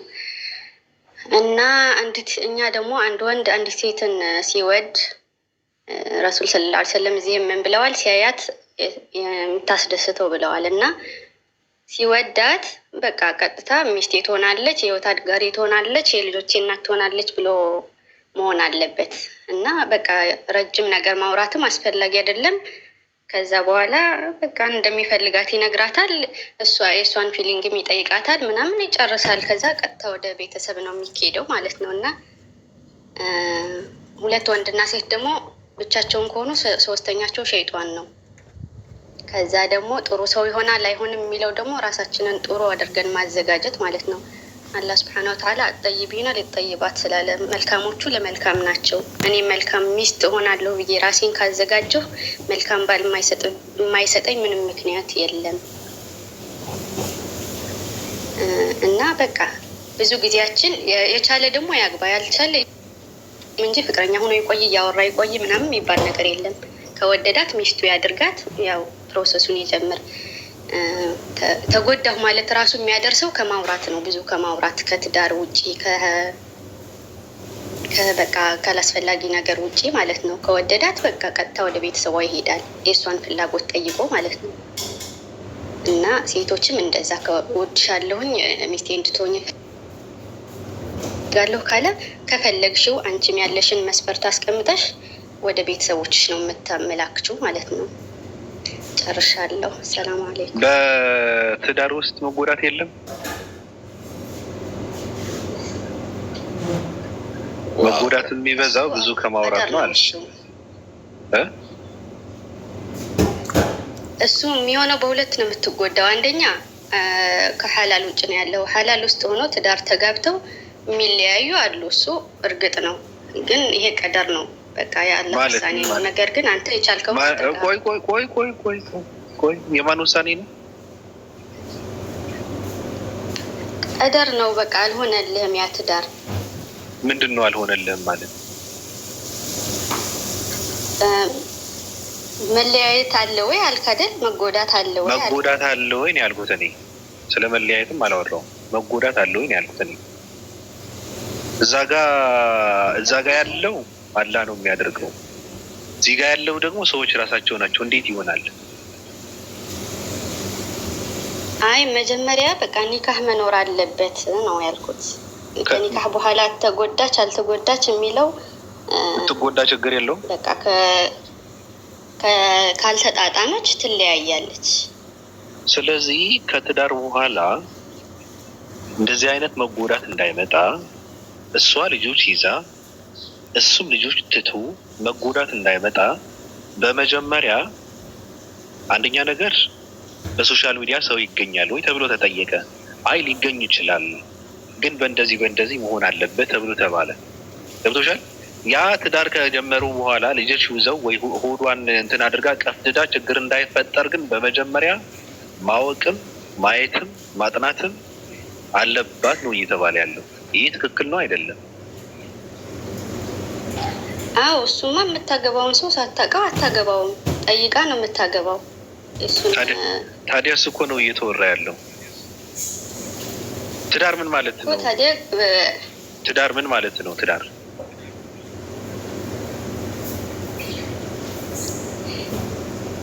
ትዳር ማለት በሁለቱ መካከል ያለው እንደኔ ኒካህ ነው። በቃ ትክክለኛ ትዳር ኒካህ መታሰር አለበት። ከዛ ትዳር ይባላል፣ መኖር አለበት። ከዛ ትዳር ይባላል። በውጭ ብዙ ጊዜ ይህን ከምታሳልፍ ኒካህ ታስሮ ራሱ መተዋወቅ ትችላለህ፣ ሐላል ቦታ ላይ ሆነ። ግን ደግሞ ያንን ሰው ማወቅ አለባት መጀመሪያ። አዎ ማወቅ አለባት። ስለሱ ማጥናት አለባት። አዎ ማጥናት አለባት። መስፈርት ማስቀመጥ አለባት። ትችላለች። እሱም እንደዛ። ትዳር ጀምራ እንዴት ነው የሰውየውን ማንነት የምታውቀው? ትዳር ጀምራ ችግር ካለ ያልታወቀ ነገር ካለ የጎደለ ነገር ካለ ማስተካከል አለባቸው ሊባል ይችላል እንጂ ትዳር ጀምረው መጠናናት ይቻላል ከተባለ በጣም ከባድ ነው። በእርግጥ ከዛ በኋላ ሊፈጠር የሚችል ችግር ሊኖር ይችላል። ግን ያ ችግር በምን ማለፍና እንትን ማድረግ ማስተናገድ እንዳለባቸው መስራት አለባቸው ተብሎ ይባላል። መጠናናት የሚባለው ከትዳር በኋላ ከሆነ ግን ጥፋት ነው። ትዳር ማለት ራሱ እንዴት ነው የሚከናወነው? ትዳር አንዳንድ ሰዎች ኒካህ ስላደረጉ ብቻ ነው ትዳር የሚባለው? ከዛ በፊት ትዳር ሊባል አይችልም። እኔ ከዛ በፊት ያለ ነገር እኮ አልጠየቁም።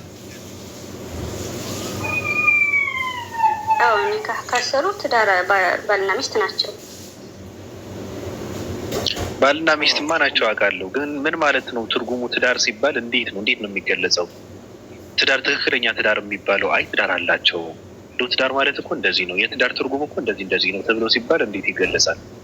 ዝም ብለው ቀለበት ስላሰሩ ነው ባለትዳሮች የሚባሉ ሰዎች? አይ እንደዚሁ አይደለም። እሷም የእሷን ኃላፊነት ማወቅ አለባት፣ እሱም የራሱን ማወቅ አለበት። ከዛ መቻቻል ይመጣል ማለት ነው። የሴት ኃላፊነት ምንድን ነው? ጥሩ መልስ ነው። እንደ ሴትነቷ በቃ ሚስት ትሆናለች፣ እሱ ማስተዳደር አለበት። እሷ ደግሞ ቤት ውስጥ ያለውን ነገር በሙሉ ታሟላለች። ለባሏ ፊሊንግ ዝግጁ ትሆናለች። የሚያስፈልገውን ታደርጋለች፣ ታዘዘዋለች። አላህ ባደረገባት መንገድ፣ አላህ ባዘዛት መንገድ ማለት ነው። ልክ ሱሐቦች ሚስቶች እንደነበሩት እንደዛ ማለት ነው። የቻለችውን ታደርጋለች፣ ታከብረዋለች፣ ትወደዋለች። በቃ እና እኔ ሀሳብሽን ተቀብዬዋለሁ የአንቺ ሀሳብ ስለሆነ ወንድ ልጅ እግሩን ሰቅሎ ኢትዮጵያ ውስጥ ቁጭ ብሎ ሚስቱን አረብ ሀገር ልኮ ብር የሚቀበል ነፍ ወንድ በሞላበት ሀገር እሱ መስተካከል አለበት ተብሎ ከመመከር ይልቅ ትዳር እኮ እንደዚህ ነው ብሎ ማለቱ እኔ ጠብ የሚል ነገር ያለው አይመስለኝም። በመጀመሪያ ከዛ በኋላ ያለውን ችግር ይበዛል። ከትዳር በፊት ያለውን ችግር ሳይሆን ከትዳር በኋላ ያለውን ችግር በጣም ይበዛል። እና የሚሸፈነውም ራሱ አይ ባለትዳርሽ እኮ ነው ባልሽ እኮ ነው እየተባለ ብዙ ነገር ይሸፈናል። አይወራምም። ራሱ በጣም ከባድ ነው። በእርግጥ መሸፈን አለበት። ሳይፈለግና እንትን ሳይሉ ማሸነፍ አቅቷቸው የመጣ ችግር ከሆነ በትክክል መሸፈን አለበት። ግን ሴቶች እና ወንዶችም ራሱ የሚጎዱት እና ችግር የሚፈጠረው ትክክለኛ ባለትዳሪ ነው ብለው ከሚሉት ሰው ጋር ነው። በጣም ከባድ ችግር የሚፈጠረው ከዛ በኋላ ነው። አይወራምም ራሱ። ስለዚህ በትዳር ውስጥ ያለውን ችግር መወራት አለበት። በትዳር ውስጥ ወንድ ልጅ እንዴት ባል መሆን እንዳለበት፣ ሴት ልጅም አንቺ እንዳልቸው እንዴት ሴት ሚስት መሆን እንዳለባት እሱ ነው መነገር ያለበት እንጂ እንዴት ትዳር መጀመር እንዳለበትማ የማያውቀውም ሰው ያለ አይመስለኝም። ሁሉም ሰው ያውቃል። ከዛ በፊት ያለ ነገር ኃጢአት እንደሆነ ሁሉም ሰው ያውቃል። የትኛውም ሃይማኖት ውስጥ ያለ ማለት ነው። ግን ሰው የሚጎዳው ሰው የሚቆስለው ሰው የትዳርን ትርጉሙን በጣም የረከሰው እና ያረከሰው ትዳርን ከጀመረ በኋላ ያለውን ግንኙነት በጣም በማርከሱና በትክክል ግዴታውን ባለመወጣቱ ነው። ገብቶሻል? ስለዚህ መነገር ካለበትም ችግር አለ ተብሎ ከተባለም ከትዳር በኋላ ያለውን ነፍ ችግር አለ። በትዳር እና በህጋዊ መንገድ ነው ትዳራቸውን የያዙት ተብሎ ብዙ ሰው እየተጎዳም እየቆሰለም ነው። ስለዚህ ለትዳር ተብሎ አይ ባለንትኔ እኮ ነው ይህ እኮ ባሌ ነው እች እኮ ሚስቴ ናት እየተባለ ብዙ ነገር በእሱ ስምና ሽፋን ሰው እየቆሰለም እየተጎዳም ስለሆነ እሱ መስተካከል አለበት ተብሎ መነገር አለበት። አመሰግናለሁ ለሀሳብሽ። ግን እኛ ላይ እኮ ነው ይሄ ነገር። በቃ አገባ አይደል? ሚስት ናት። በቃ ጸጥለጥ ብላ ነው መገዛት ያለባት። እኔ አሁን እንደውም ሀሳቤን ቀይሬያለሁ። ባቢ ምንም አይነት መስፈርት አልፈልግም። ይሄ እውቀት፣ ጸባይ ምናምን የሚባል የለም። ሚስቴ ቆንጆ ብቻ ትሆን፣ ጸባይ በዱላ ይመጣል። አያሳስብም። አያለው እንደታገባው ጀነራል ተው እንጂ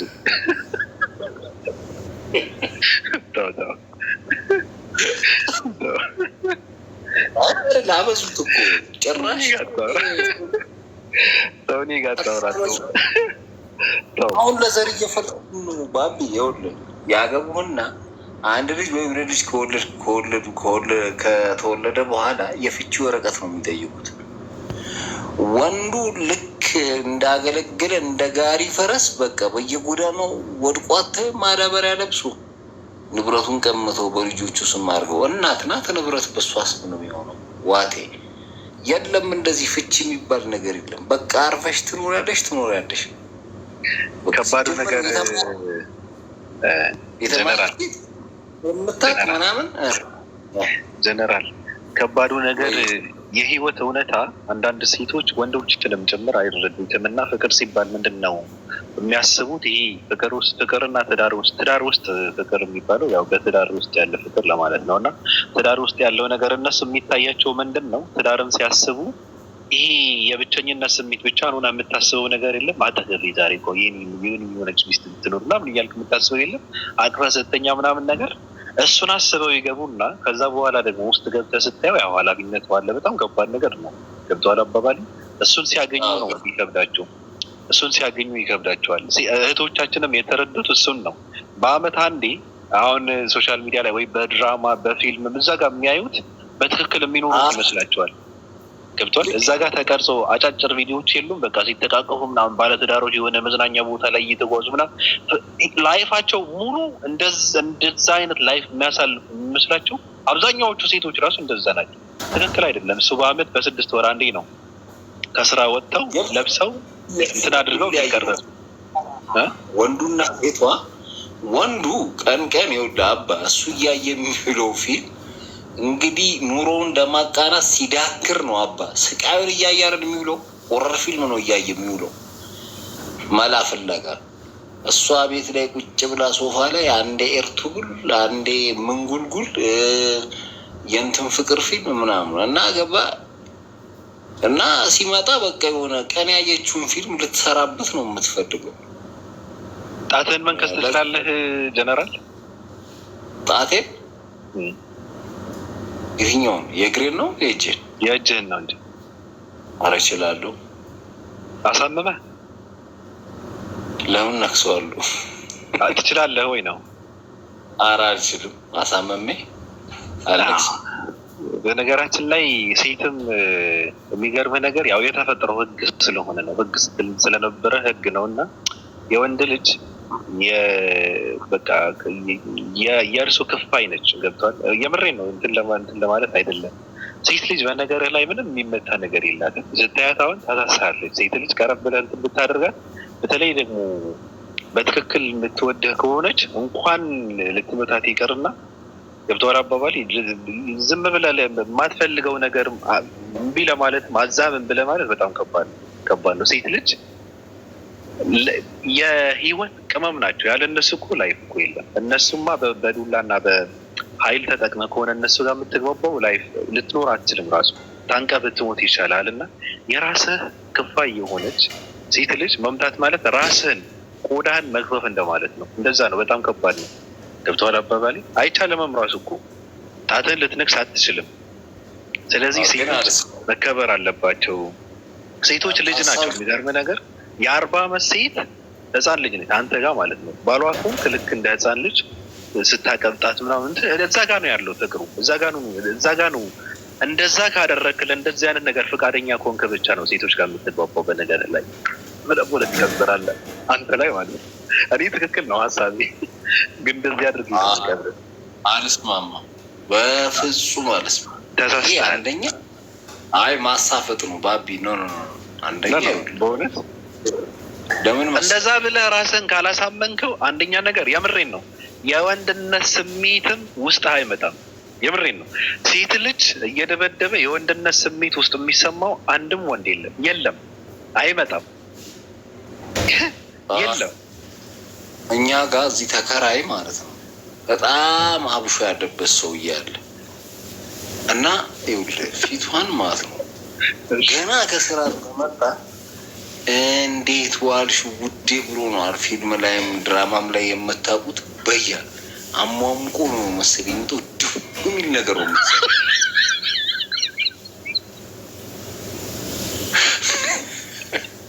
ከዛ ጩኸት ነው ወጥቶ በየቀኑ የቤት ኪራይ ይጨምራሉ። አሁን የተረዳሁት ምንድን ነው አንተ ውስጥ የሆነ ቀድም የተባለው የለም ቁስሉ ነው። አሁን እዚህ ጋር አንተ ሳትፈልገው ሴት መጣል። አሁን እዚህ ጋር ሚሮ በቃ እና ትጮህ ነበር። ለመደችው፣ ጸጥ አለች። መጨረሻ ላይ በቃ ዱና ሞት መስል የቃድስ ነው የምሰማው። አባ ይሄን ብርጭቆ መኮሳተር ቅጣት ነው ለሴት ልጅ። ኮስተር ካልክ አንተ በቃ ከባድ ቅጣት ነው። ዘመዶቿ መጥተው ባቢ አደም የምሬን ነው ማለት ዘመዶቿ መጥተው በር ላይ ቤት የታለሽ ብሎ ይጠብቋታል። ታውቃለህ? አረ ቤቲ ነኝ እኮ አቧቅር ልጅ ቤቲን ጥሪልን እና ጋቢኗ ቅርጽ ቀይሮ ለምን ደብድብ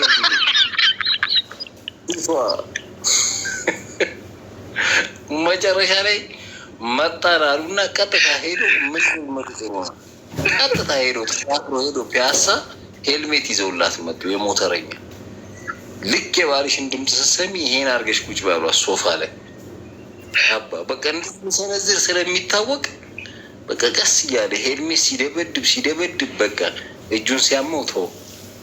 እንደዚህ አይነት ወንዶች ምን አይነት ወንዶች ታውቃለህ ጀነራል? የምሬን ነው። ውጭ ላይ ወይ ስራ ቦታ ላይ ማናጀሩ ወይ አሰሪ እንትን የለም። አሁን ታዛዥ የሆኑ ወንዶች ለሌላ ባሪያ የሆኑ ሰዎች ወይም ውጭ ደግሞ እነሱ እንደሚባሉት በጣም እንትን የሚባሉ የሚሰደቡ፣ የሚንቋሸሹ፣ የሚዋረዱ ወንዶች ውጭ ማለት ነው ምንድነው የሚያደርጉት? መመለስ አይችሉም። አቅሜ የላቸውም። ወንድነታቸው እነሱ ላይ ያደርጓቸው የበደሏቸው ሰዎች ላይ መመለስ ስለማይችሉ ምንድነው የሚያደርጉት? ቤት ውስጥ ይመጡና ሚስት ያለችው ሚስቱ፣ ትንሽ ወንድም ያለው ትንሽ ወንድሙ ሲያጠናግር ታገኘዋለህ። ገብቶሃል አባባሌ? የምሬን ነው። አሁን በተፈጥሮ ሴት ልጅ አትመታም። በነገርህ ላይ አትመታም። ሴት ልጅ ሳትመታ መቅጣት ትችላለህ። ከባዱ ነገር ምንድን ነው? አንተ የምታስለምዳት የአንተ የሆነ የራስህ የሆነ ባህሪ ሊኖርህ ይገባል። ገብቶሃል አባባሌ? የምታስለምዳት ገብቶሃል። ማንንም ሰው እኮ ነው በመኮሳተርም በእንትንም ፊትህን በማሰርም ማንንም ሰው ልትቀጣ ትችላለህ። ወንድምህም ልትቀጣው ትችላለህ። ሁላ በማኩረፍም እኮ ሰው ይቀጣል እኮ ገብቶሃል። እዛ ጋ ከደረስክ መናናቁም ይመጣል እኮ። አንደኛ ነገር በመካከልም ምንም እንትንም አይልም እኮ ራሱ ፍቅርም የለም ገብቶሃል። እያጠናገርክ ምናምን ምን አይነት ፍቅር ነው የምታሳልፈው? እያደረግክ ሴት ልጅ ምን አይነት ፍቅር በመካከላቸው ይኖራል? በጣም ከባድ ነው። የወንድነት ስሜትም ከአንተ ውስጥ ተመንጭቆ ይጠፋል። የለም አይኖርም ገብቷል። ምክንያቱም የምታሸንፈው ሰው እጅህን የምሰነዝርበት በየቀኑ እሱ ብቻ ነው። በምድር እሱ ብቻ ነው የሚሆነው ራሱ። ሌሎች ሴቶች እንኳን ላይ ራሱ አሁን ለምሳሌ ሚስትህ ላይ የለመድከው ነገር ውጭ ትወጣና እጅህ ልትሰነዝር አትችልም ሌላ ሴት ላይ ገብቷል። እናትህን ትላለች፣ ትዋረዳለህ። የዛኔ ማለት በጣም ነው የምትሸማቀቀው። ቤት የለመድከው ልታደርገው አትችልም ገብቷል። የዛኔ በጣም ነው እንትን የምትሆነው፣ በጣም ነው የምትወርደው። አንተ ስሜትህ በጣም እንትን ይዘቅጣል ማለት ነው። ትዋረዳለህ። በጣም የመሸማቀቅ ስሜትም ታስተናግዳለህ። ከባድ ነው። ለማንኛውም የራስህ እንትን የአካልህ ክፋይ የሆነችን ሴት ልጅ በፍቅር ነው መያዝ ያለብህ ጀነራል። ማፍቀር አለብህ፣ መሰሳት አለብህ፣ መረዳት አለብህ። እንደዛ ብዬ ነው የማምነው። ስማ ወንድሜ ማለት ነው ማስተር ነው 7 ዳን አለው እና እዛው የሚያሰለጥናትን ረዥም ልጅ አገባ። የመቀሌ ልጅ አሁንም አብረው አሉት። ከዛ እያሰለጠናት ምናምን በቃ ቺኮችን እንድታሰለጥናት በደንብ አስተማራት። ወላሂ ፋይተር ነው። አዲስ አበባ 2010 ሻምፒዮን ነው እና ከዛ በያ አልበለጠችውም። የሆነ ወጣ ማለት ነው በቃ ገጭ ጓ ሲል ማለት ነው። አባ እንትና ቫንዳም ምንድነው እንደዚህ ሊማታ ወይ ድንገት ሌባ ሲመጣበት አርት አለ አይደል? እጇን ደረቷ ላይ አርጋ ማለት ነው ዘላ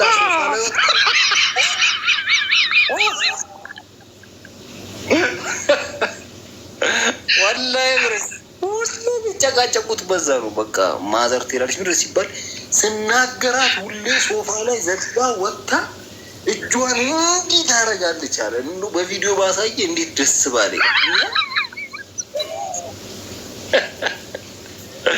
አባ እኔ በዚህ መበቀል ፈልገህ ነው ማለት ነው። የራስህ እኮ ስላለብህ የሚባለው ልክና ነው አባ በጊዜ ይኸውልህ አንተ አባወራ መሆኑን ማረጋት አለበለዚያ በቃ አስቧል። ጉድ ነው የሚፈለው። በቃ 2 ካቦ አንድ ቤት ውስጥ አይሆንም። ቼክ ማድረግ አለበት። ካልቻልክ የምትሸነፍ ከሆነ በጊዜ የፍቺ ወረቀት ማቅረብ ነው እና እንዳገባህ ሚስትህን መተህ ነው ቼክ ማድረግ ያለብህ። ገብቶሃል? እና ቤት ውስጥ ያለች ነው እንትን የምታደርገው ባሏ ሶፋ ላይ ትወጣና ሲቆጣ በቃ ልምድ ሆኖባታል። ሶፋ ላይ ወጣ ምስትሆን ነው ትለዋለች። እጇን ከፍ አድርጋ እና ምርር የሚለው ታውቃለህ። እንዲህ ደስ የሚለው በፍሪዝ ወልደዋል። አሁን እንኳን እንትን በአሁን እኔ እንጃ። ከዛ በኋላ ተጨቃጭቆ ያሉ በፊት መጀመሪያ ሁለቱም ወጠጤ ስለነበሩ በቃ ቤተሰቦቿ እዚህ ማዘር በጣም ነው የምትወዳትና እችን ልጅ አይኗን ነው ማጠፋት አንድ ነገር በያት ይላል። እንሄዳለን እና ማዘር እንድክ ላልታጣ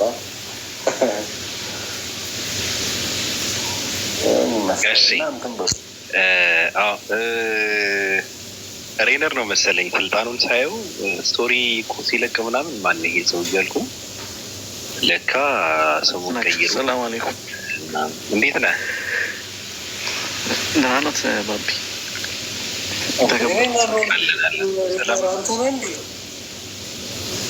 እሱ ራሱ ነው። ስምን ቀየርክ? ሀቢብ በንኩ ለሳምንት ነው። እሺ እንዴት ናችሁ? አለን አልሐምዱሊላህ። ደህና ናችሁ? አለን ሰላም ነው። ደህና ነኝ አልሐምዱሊላህ። አሁን ቅድም እኮ ስለ ፍቅር ሲወራ ያፈቀረ ልብ ያውቀዋል እያልኩ በውስጤ ለምንድን ነው የጠፋው? ትምህርት ነው። መርከዝ ነኝ። ትምህርት ነው። አሪፍ ነው። መማር አለብን። እየቀራን ነው። ጀግና ነህ። በነገርህ ላይ ጀግና ነህ። እንደዚህ ማድረግ ቦታና ጊዜ ሰጥተህ መማርህ ትልቅ ነገር ነው። ቀን ተማርክ ምን ታደርጋለህ? ጠፋለህ። መጫወቻ መጣ ያዞርሃል። ምን አልክ ጀነራል? አዲስ አበባ መርከዝ ነህ? ያው ኦኬ። ሰፈር ወደ አዲስ አበባ ወደ አሁን ሰፈር እኮ አዲስ አበባ መርከዝ ዋናው መርከዝ ሀጂ ዘይን ተደወለበት። ነገሩን ሳየው እኔ የሬነርን ጉዳይ በጣም ነው የተመቸኝ። ምክንያቱም ለራሱ ጊዜ ይሰጣል፣ ይማራል፣ ያጠናል፣ ያያል፣ ያነባል ምናምን። ሰው እንደዚህ ነው መሆን ያለበት። አንዳንድ ሴቶች በራሳቸው በእድሜያቸው ሲቀልዱና ራሳቸው መጣ ተመለስ ቀጥል ተመልሻለሁ ቀጥል እና ያው መርከዝ ነን፣ እየቀራን ነው። ቲክቶክን ያው እንገባም አንዳንዴ ነው እንገባው። ራሱ እናንተ ስትመት ያው እየቀራን ነው። ቅወጥ ያለ ቅራትን ያሉት ስላለ ጠዋት በተለይ እኔ ደም ይፈላል እየተማርኩ ነው ካለኝ ሰው ደም ይፈላል። ለምንድን ነው? በአጠቃላይ እኔ ትምህርት ነኝ ካለኝ ሰው በጣም ነው የምናደደው።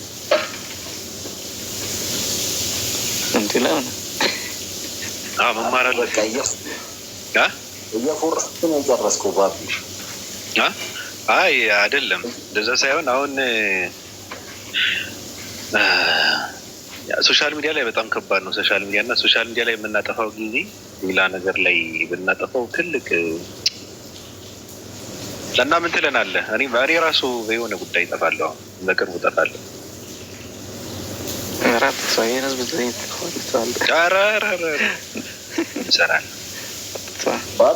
ሬነር ሀሳቡ ስኩል ፎርፌ እናወራለን። ምን ምን የምለው ነገር የለኝ። ያው ነኝ ሀሳብ አልቀየርኩም ትላለህ። የትኛው ሀሳብ? አይ የነበርኩበት ነው። የሆነ አዲስ ነገር ያመጣው መስሏችሁ ከሆነ ብዬ ምን ትላለህ ስትለኝ እኮ አዎ እንደ ሀሳብ የምትለን ነገር ካለ ምን አለ እንደው የምትለን ነገር ካለ ብዬ ነው። ቁርአን ቅሩ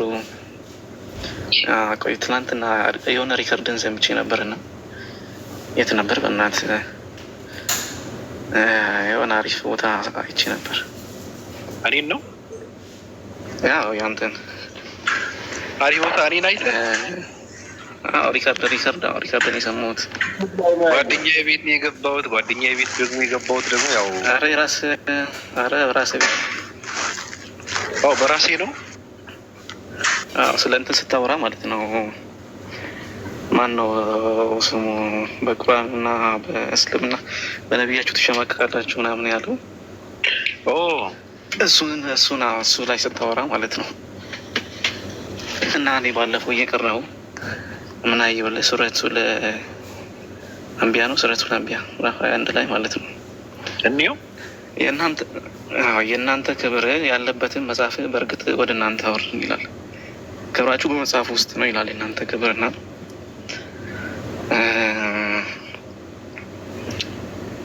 እንግዲህ ያው ሰው የተከበረ ነው።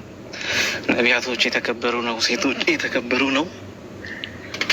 እና ክብራችሁ በዚህ መጽሐፍ ውስጥ አለ ይላልና እሱ ላይ ስታወራ ከገረመኝ እኔ እያነበብኩ ነበር እንደውም ቁርአኑን እና ሀሳቡንም ሳየው የቁርአኑን የሚገርም ነው። እና ማንም ሙስሊም በቁርአን አያፍርም። ምን ያው ለምሳሌ አንዳንዴ ያለቅሳለሁ የምር ዝም ብዬ ራሱ የሆነ አንዳንዴ ትርጉሙ ራሱ አይገባኝ ሲቀራ ምናምን የሚያስለቅስ ሱራ አለ። ከዛ በኋላ ሄጄ ምናምን ሳይ ለምሳሌ ስለ ሱረቱ ለዱሃ ነው የሚለው ሱረቱ ዱሃ፣ ሱረቱ ለመርየም እነዚህ ሰማውን እኔ በጣም ነው ማለቅ ሰው የምሬን ነው። በተለይ በጣም አሪፍ አድርገው የሚቀሩ አሉና በተጅዊድ ማለት ነው። የሚገርም መልዕክት አለው። አሁን ስለ ኢሳ፣ ስለ ማርያም፣ ስለ ዘከሪያ ከዛ ደግሞ ስለ ነቢዩ ማለት ነው። ነቢያችን እንደሚሞት ያወቁበት ሱራ አለ አይደል? እሱ ምናምን ሰነ በቃ የሚገርም ነው። እና ብዙ አለ። ሱረቱ ራህማን አለ። እኔ ዝም ብዬ አንብቤ ማለት ነው። ሱረቱል በቀራ አለ። ዝም ብዬ ለምሳሌ አንዳንድ ቃሪዎችን አያለሁ። እንትን አለ ለምሳሌ ማን ነው ስሙ ጠፋብኝ። ኑሪን እሱ ሲቀራ በቃ አብዛኛው ቦታ ላይ ሲያለቅስ ነው የማየው። እና የሆነ ቁርአን ልብን የሚማርክ ነው። አንደኛ ሲራ ላይ ሲሰማ ለምሳሌ ቁረይሾች ቁርአንን ተደብቆ ይሰሙ ነበር ቁርአን ሲቀራ ማለት ነው። አንደኛ ምንድን ነው በሊትሬቸር ደረጃ ከፍ ያለ ነው ቁርአን በዛ ዘመንም በአሁኑም ዘመን ማለት ነው። ግጥም አይደለም፣ ግጥም አትለውም። አሁን ለምሳሌ የሆነ ቦታ ላይ በተመሳሳይ ወርድ ነው የሚያልቀው። በተመሳሳይ ወርድ ላለው በተመሳሳይ ሲያልቅ ማለት ነው ቁርአን ግጥም ነው እንዴት ትላለህ? ከዛ የሆነ ቦታ ስትሄድ ደግሞ በሆነ መልእክት ያለ አይደለም፣ የሚገርም መልእክት ያስቀምጣል። ግጥምም አለው ምንድን ነው የግጥምን ፎርምም አለው። ከዛ ደግሞ ስነ ጽሁፉን ታምራቶች አሉት፣ ምልክቶች አሉበት እና ላይክ ብዙ ነገር አለው። እና አያዶን እኔ እንዴት ሰው በቁርአን ሊያፍር እንደሚችል እኔ አላውቅም። ለምን እንደዛ እንዳሰቡ አላውቅም። እና የሆነ የሚገርም ነገር ነው ቁርአን፣ የሚገርም መጽሐፍም ነው። አንድ ያልተማረ ሰው ፊደል ያልቆጠረ ሰው እና ደግሞ አንድ እረኛ የሆነ ሰው በልጅነቱ ማለት ነው እረኛ የሆነ ሰው ከዛ ደግሞ ነጋዴ የሆነ ሰው ላይክ እንደዚህ አይነት መጽሐፍ ግጥም፣ ሳይንሳዊ ከዛ ደግሞ ስለ ስነ ፈለክ፣ ስለ ባዮሎጂ፣ ስለ ኦሽን ጥናት የሚገርም መልእክት አመጣና ይህን ሁሉ የዓለም ሕዝብ ሸወደ ብንል ውሸት ነው የሚሆነው። እና እኔ ሳነበው እኮራለሁ። ደስ የሚገርም መልእክት ነው። ከፍ አድርጌ ልሄድ የምችል ነው። ለእኔ ቆሞ የሚከራክርልኝ ነው። ላይ ከቁርአን ማለት ነው። ለእኔ ቆሞ ይከራክርልኛል። እኔ አሁን በፊት ባይብል በጣም ሲሰለቸኝ የነበረው ምነው ታውቃለህ? የሆነ ቦታ ሲያፈርሱብኝ እሱን ለመጠገን ደግሞ ሌላ ነገር አመጣለሁ። እሱን ይፈርሳል። አሁንም ሌላ ቦታ ሄዳለሁ፣ እሱም ይፈርሳል። ላይ ካላል ቀዳዳ በቀዳዳ ነው የሆነብኝ። ቀና ብለህ አትሄድም፣ ዲፌንድ አያደርግህም። አንተ ነህ ባይብልን ዲፌንድ የምታደርገው፣ ዲፌንድ አያደርግህም። አንተ ይዘህ የምትወጣውን ነገር ፊት ለፊት አያደርግህም፣ ትምህርትህም ማለት ነው። ትክክለኛውን ነገር አያሳውቅህም። ወደፊት ምን ሆናለሁ ብትል አያሳውቅህም። በጥርጣሬ ውስጥ ነው የሚያስቀምጥ እና ቁርአን ግን ያንን ነው ከዓለም ላይ የገራውና ከኔ ላይ የገራውና እኔ በዚህ መጽሐፍ አላፍርም። ማንም ሙስሊም ደግሞ በዚህ መጽሐፍ አያፍርም። አክቹዋሊ አንተ ያመጣውን የሼኹንም ሀሳብ ተረድቼዋለሁ ሲጀመር እና እንደዛ አይነት ሀሳብ ራሱ የለውም ባጭሩ። እና ብቻ የሚገርም ነገር ነው ያነሳው እና ቁርአንም ሳነብ ቦታውን እኮ አጥቼ ነው በቃ አንዴ ልፈልግ ቦታውን አጥቼ ነው ሱረቱል አንቢያ ላይ ሳነቡ በቃ በጣም ነው የገረመኝ። እኔ ቃሉ ራሱ አንዴ ቆይ ቃሉ ምን እንደሚለው 20 ስንት ላይ ነው ያልከኝ? ሱረቱል አንቢያ ምዕራፍ 1 ማለት ነው፣ የነቢያት ምዕራፍ ማለት ነው። አንተ እያወራህ ትንሽ አይቼው ነበርና አንተን ለማዳመጥ አቋረጥኩ።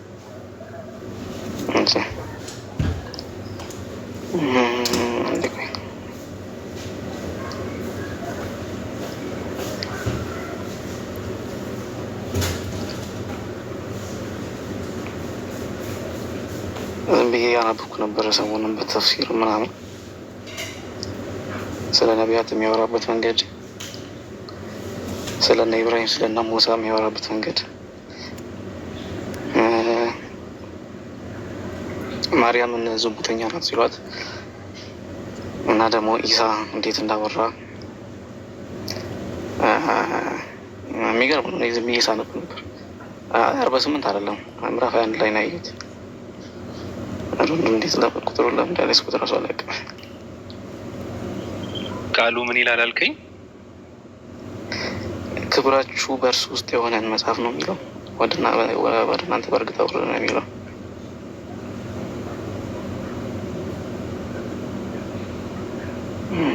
እሺ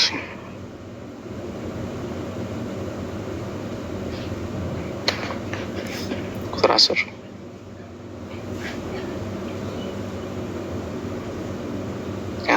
ቁጥር 10 እንዲህ ይላል። እሺ ከላይ ጀምሮ አምስት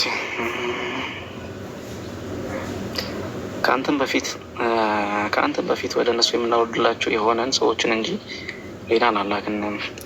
የማታውቁም ብትሆን የመጽሐፉን ባለቤቶች ተጠየቁ። ምግብን የማይበሉ አካልም አላረግናቸውም፣ ዘውታሪም አልነበሩም። ከዚያም ቀጥሮም ሞላንላቸው፣ አዳናቸው።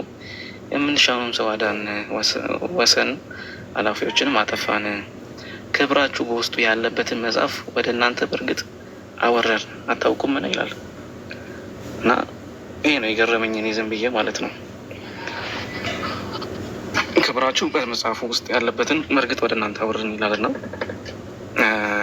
ሪስፔክት አለልኝ አላህ ሱብሃነሁ ወተዓላ ለነቢያቶች ሪስፔክት አለው፣ ለሴቶች ሪስፔክት አለው፣ ለማይሆኑትም ሪስፔክት አለው። በነገራችን ላይ አትግደሏቸው ነው የሚለው፣ ተከባብራችሁ ኑሩ ነው የሚለው። አንድ ጎረቤቱን የገደለ ሰው ረሱል ሲናገሩ ጀነትን ከ40 ዓመት የሚያክል ርቀት ጀነትን አያሸታትም ነው የሚለው፣ እንኳን ሊገባ ማለት ነው። እና ያ ነው ያለው በእስልምና በቁርአን ያለው ያ ነው። እና ማንም በቁርአን አያፍርም። ብቻ ያለኝ ሀሳብ ይሄ ነው። ባቢ አላንዛዛ፣ እንደውም እንባይ እንዳይመጣ ማለት ነው። አመሰግናለሁ።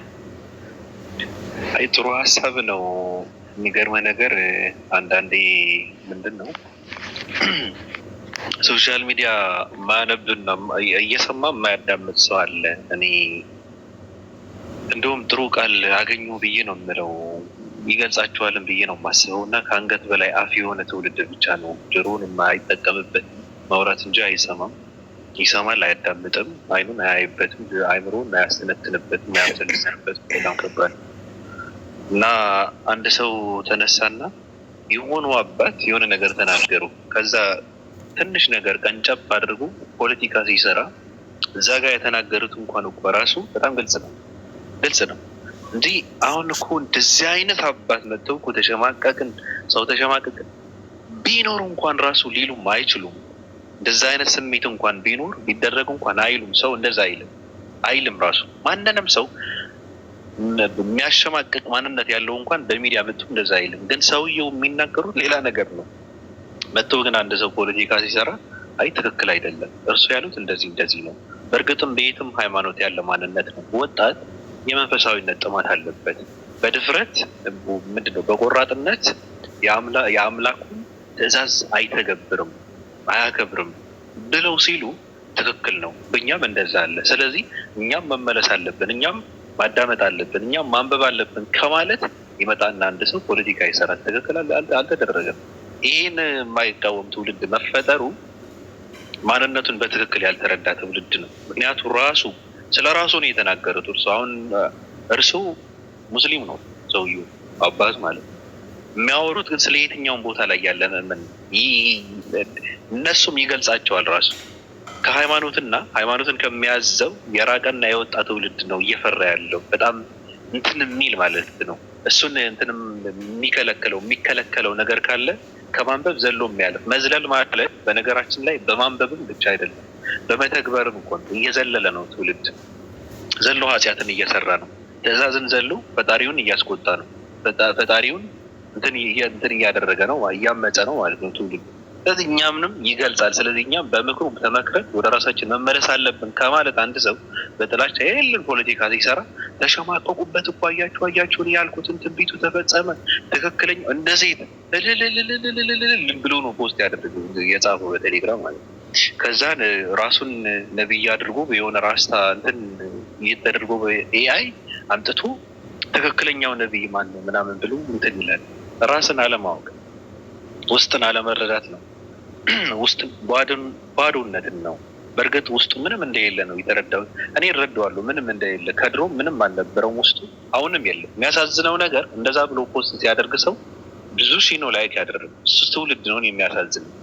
እሱ ትውልድ እንደዚህ ብሎ ሲል ደግሞ ሰው ይወጣና አሁን ምንድን ነው እንደዛ ብለው ሲሉት ሰዎች አስረውታል። ክርስትና እንዳይማር፣ መጽሐፍ ቅዱስን እንዳያውቅ፣ መጽሐፍ ቅዱስን በትክክል እንዳይረዳ አስረውን ያስቀመጡት ትውልዱ ማለት ነው። እነንትና መጥላት አለብን፣ እነንትና እንዴት መስበር አለብን፣ እነንትና ላይ እንዴት መቅጠፍ አለብን፣ እነንትና እንዴት ማሸማቀቅ አለብን እየተባለ መጽሐፍ ቅዱስን የማያውቅ ትውልድ ነው እየተፈጠረ ያለው። ነገ ማነህ ብትለው እኔ ክርስቲያን ነኝ የሚል ትውልድ አይደለም።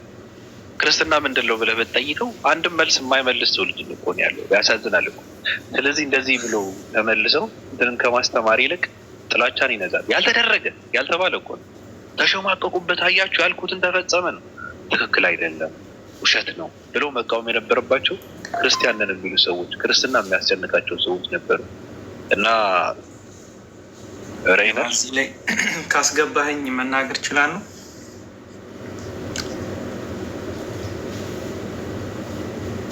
ይሰማል? አዎ። እሺ። አይ ስላነሳችሁት ነው። ያው ክርስትናንም መጽሐፍ ቅዱስንም በንጽጽር ከቁርአን ጋር እና እንዲሁ አላስፈላጊ ባህሪ ካላቸው ነቢያት ምናምን ጋራ ያው በእርግጥ አሁን ያልከው ነገር እውነት ከሆነ እኔም አፍራለሁ። እንደዚህ አይነት ባህሪ አስፈላጊ ነገር አይደለም። እምነትን በትክክለኛ መረጃና ማስረጃ ማረጋገጥ፣ ለሰዎች ማስተማር አስፈላጊ ነው። ከዛ ውጭ ግን የውድድር የማሸማቀቅ እና የሌላውን ሃይማኖት ወይም የሌላውን መጽሐፍ ማጥላላት አስፈላጊ አይደለም ብዬ ነው ማምነው። ነገር ግን ክርስትና ምንድን ነው ቢባሉ መናገር የማይችሉ ትውልድ እየተፈጠረ ነው። መጽሐፍ ቅዱስንም በውል የማያውቁ በሚለው ነገር ላይ ትንሽ ልናገር ፈልጋለሁ። እኔ ክርስቲያን ነኝ። ቁርአንን ወይንም የቁርአን ተከታይ ሙስሊሞችን አከብራለሁ። ነገር ግን ቁርአን የማልከተልበት በቂ መረጃ ወይንም በቂ የሆነ እውቀት ስላለኝ ነው። እና እዚህ ጋር ለእናንተ የምናገረው ነገር መጽሐፍ ቅዱስ ከመጀመሪያው እስከ መጨረሻው ብትመለከቱ እንደው በአጠቃላይ ዳራ ማለት ነው ሰማይ ምድር ከመፈጠሩ አንስቶ የሚናገር በመጨረሻም ደግሞ ሰማይና ምድር ተጠቅልለው እግዚአብሔር ፍርድን ሰጥቶ ጻድቃኖች የሚያገኙትን ድርሻ፣ ኃጢአተኞች ወይም እግዚአብሔርን የማያውቁ ክርስቶስን ያላመኑ ወዴት እንደሚሄዱ በግልጽ ተናግሮ አሮጌው ነገር ሁሉ አልፎ እንዲሁም ሰይጣንም ምን አይነት ፍርድ እንደሚያገኝ ተናግሮ ነገር ሁሉ ጥቅልል በቃ በውበት ልክ አንድ ፊልም ሰዎች ሲሰሩ ከኢንትሮዳክሽኑ ከመግቢያው እስከ መጨረሻው ድረስ ማስተሩ ምን አይነት ስራ እንደሚሰራ ተደርጎ እንደሚደረግ ሁሉ በቃ ግልጽ እና ግልጽ የሆነ መጽሐፍ ቅዱስ እንከን የሌለው የመጽሐፎች ንጉስ ነው። መጽሐፍ ቅዱስ እንከን የማናወጣለት ከመጀመሪያ እስከ መጨረሻ ድረስ ስለ እግዚአብሔር ክብር፣ ስለሰራው ስራ የአስደናቂነት እንዲሁም ደግሞ እሱን አምነው እሱን ሰምተው ተከትለው የተነሱ ነቢያቶች እውነተኛ የእግዚአብሔር ነቢያቶች የተናገሩት ነገር ከብዙ ዓመታት በኋላ ሲፈጸም ሲረጋገጥ የሚናገር የሚያሳይ ኢቨን እንኳ ዛሬ ጋዛ ለሆነችበት ሊሆን ይችላል። ዛሬ ዓለም ላይ ለተፈጠረው ነገር ሊሆን ይችላል። መጽሐፍ ቅዱስ በቂ የሆነ ማስረጃ የሚሰጥ መጽሐፍ ነው። ስለ ማንኛውም ነገር ማለት ነው። እንከን የሌለው ሰዎች እንከን ሊያወጡለትና ቅድም ወንድሜ ሲናገር ቀና ብዬ እንዳልሄድ ዲፌንስ ያስደርገኛል፣ እኔን ማለት ያሸማቀቀኛል እንጂ ለእኔ ሊመክትልኝ አይችልም የሚል ሀሳብ ሲናገር ነው። ይሄ በጣም ከእውነት የራቀ እና እዚህ ጋ እኔ አለው በትክክል ላስረዳችሁ ማለት ነው። መጽሐፍ ቅዱስ እንከን የሌለው የእግዚአብሔር እስትንፋስ ያለበት ስልጣን ያለበት ቃል ነው እና እንደው ስለ ቁርአን ብንመጣ እጅግ ብዙ ነገሮችን ልናይ እንችላለን። ነገር ግን በመጽሐፍ ቅዱስ ላይ ደግሞ ባነሳችሁት ነገር በፍጹም ከእውነት የራቀ ነገር ነው። እንደ ቁርአንን ዝም ብለን ብንማማር ይሄ ቃል እያላችሁ እንዲህ ብታወሩ ይሻላል እንጂ መጽሐፍ ቅዱስ ያሸማቅቃል፣ ይጋጫል የሚለው ነገር ከእውነት የራቀ ነው። እኔ እዚህ ጋር አለው። እስቲ ማንኛውም ጥያቄ ልንነጋገር ይችላል። ሬነሪያ ጨርሳል? አዎ ሀሳብ ካለክ ለምሳሌ ሀሳብ ሳይሆን በመጀመሪያ እንደዛ ብሎ ሲናገር የነበረው ልጅ ከ3 ወር በፊት የሰለመ ክርስቲያን የነበረ ምናልባት ከአንተ በላይ መጽሐፍ ቅዱስ ጥንቅቅ አድርጎ የሚያውቅ ሰው ነው እና እንደዛ ብለህ ስትል ተራ እንትን አይደለም እየተናገር ያለው። ግን እኔ ጥያቄ ምንድን ነው? ሀሳብ ሳይሆን ጥያቄ ቁርአንን የማልቀበልበት የራሴ የሆነ ምክንያት አለኝ አልክ። ምንድን ነው ምክንያትህ? ቁርአንን በመሰረቱ እኔ አልቀበልም። አንደኛ ነገር እኔ አሁን በዚህ ዘመን እንደው በአማርኛ መተርጎም እጅግ አመሰግናለሁ። ለዚህ ራሱ ፍቃድ መድረሱ ማለት ነው። ማንም ሰው ያለ እውቀት እና ያለ በራሱ እግዚአብሔር በፈጠረው ቋንቋ መረዳት በሚችልበት በእናት ላንጉጁ እንዳይረዳ ተደርጎ በአረብኛ ነው ወደ ውስጡ ሳልገባ ማለት ነው። ገና ራሱ ከሩቅ አሁን የጠየቁ ግን ገብተዋል።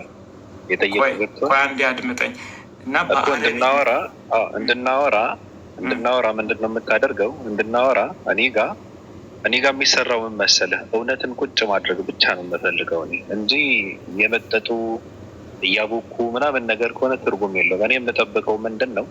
ቁርአንን የማልቀበልበት የማትቀበለው ያው ክርስቲያን ስለሆንክ ነው፣ ሌላ ምክንያት የለውም። ግን ውስጡ የማልቀበልበት ምክንያቶች አሉት። መልእክቱ ምናምን ብለህ እንትን ብለህ ነበረ። የራሴ የሆነ እውቀት በቂ የሆነ እውቀት አለኝ አለ። ምንድን ነው? ለምሳሌ ቀንጨብ አድርጋ አውጣቸው። አይ ከላይ ያለውን ነገር ከሩቁ መረዳት አስፈላጊ ስለሆነ ነው። አሁን ሰው እንዳይረዳ በአረብኛ ተደርጎ በአረብኛ ነው መቅራት ያለብህ፣ በአረብኛ ነው ማጥናት ያለብህ፣ በአረብኛ ነው መሰበክ ያለብህ ተብሎ በእንዲህ አይነት ነገር ነበረ።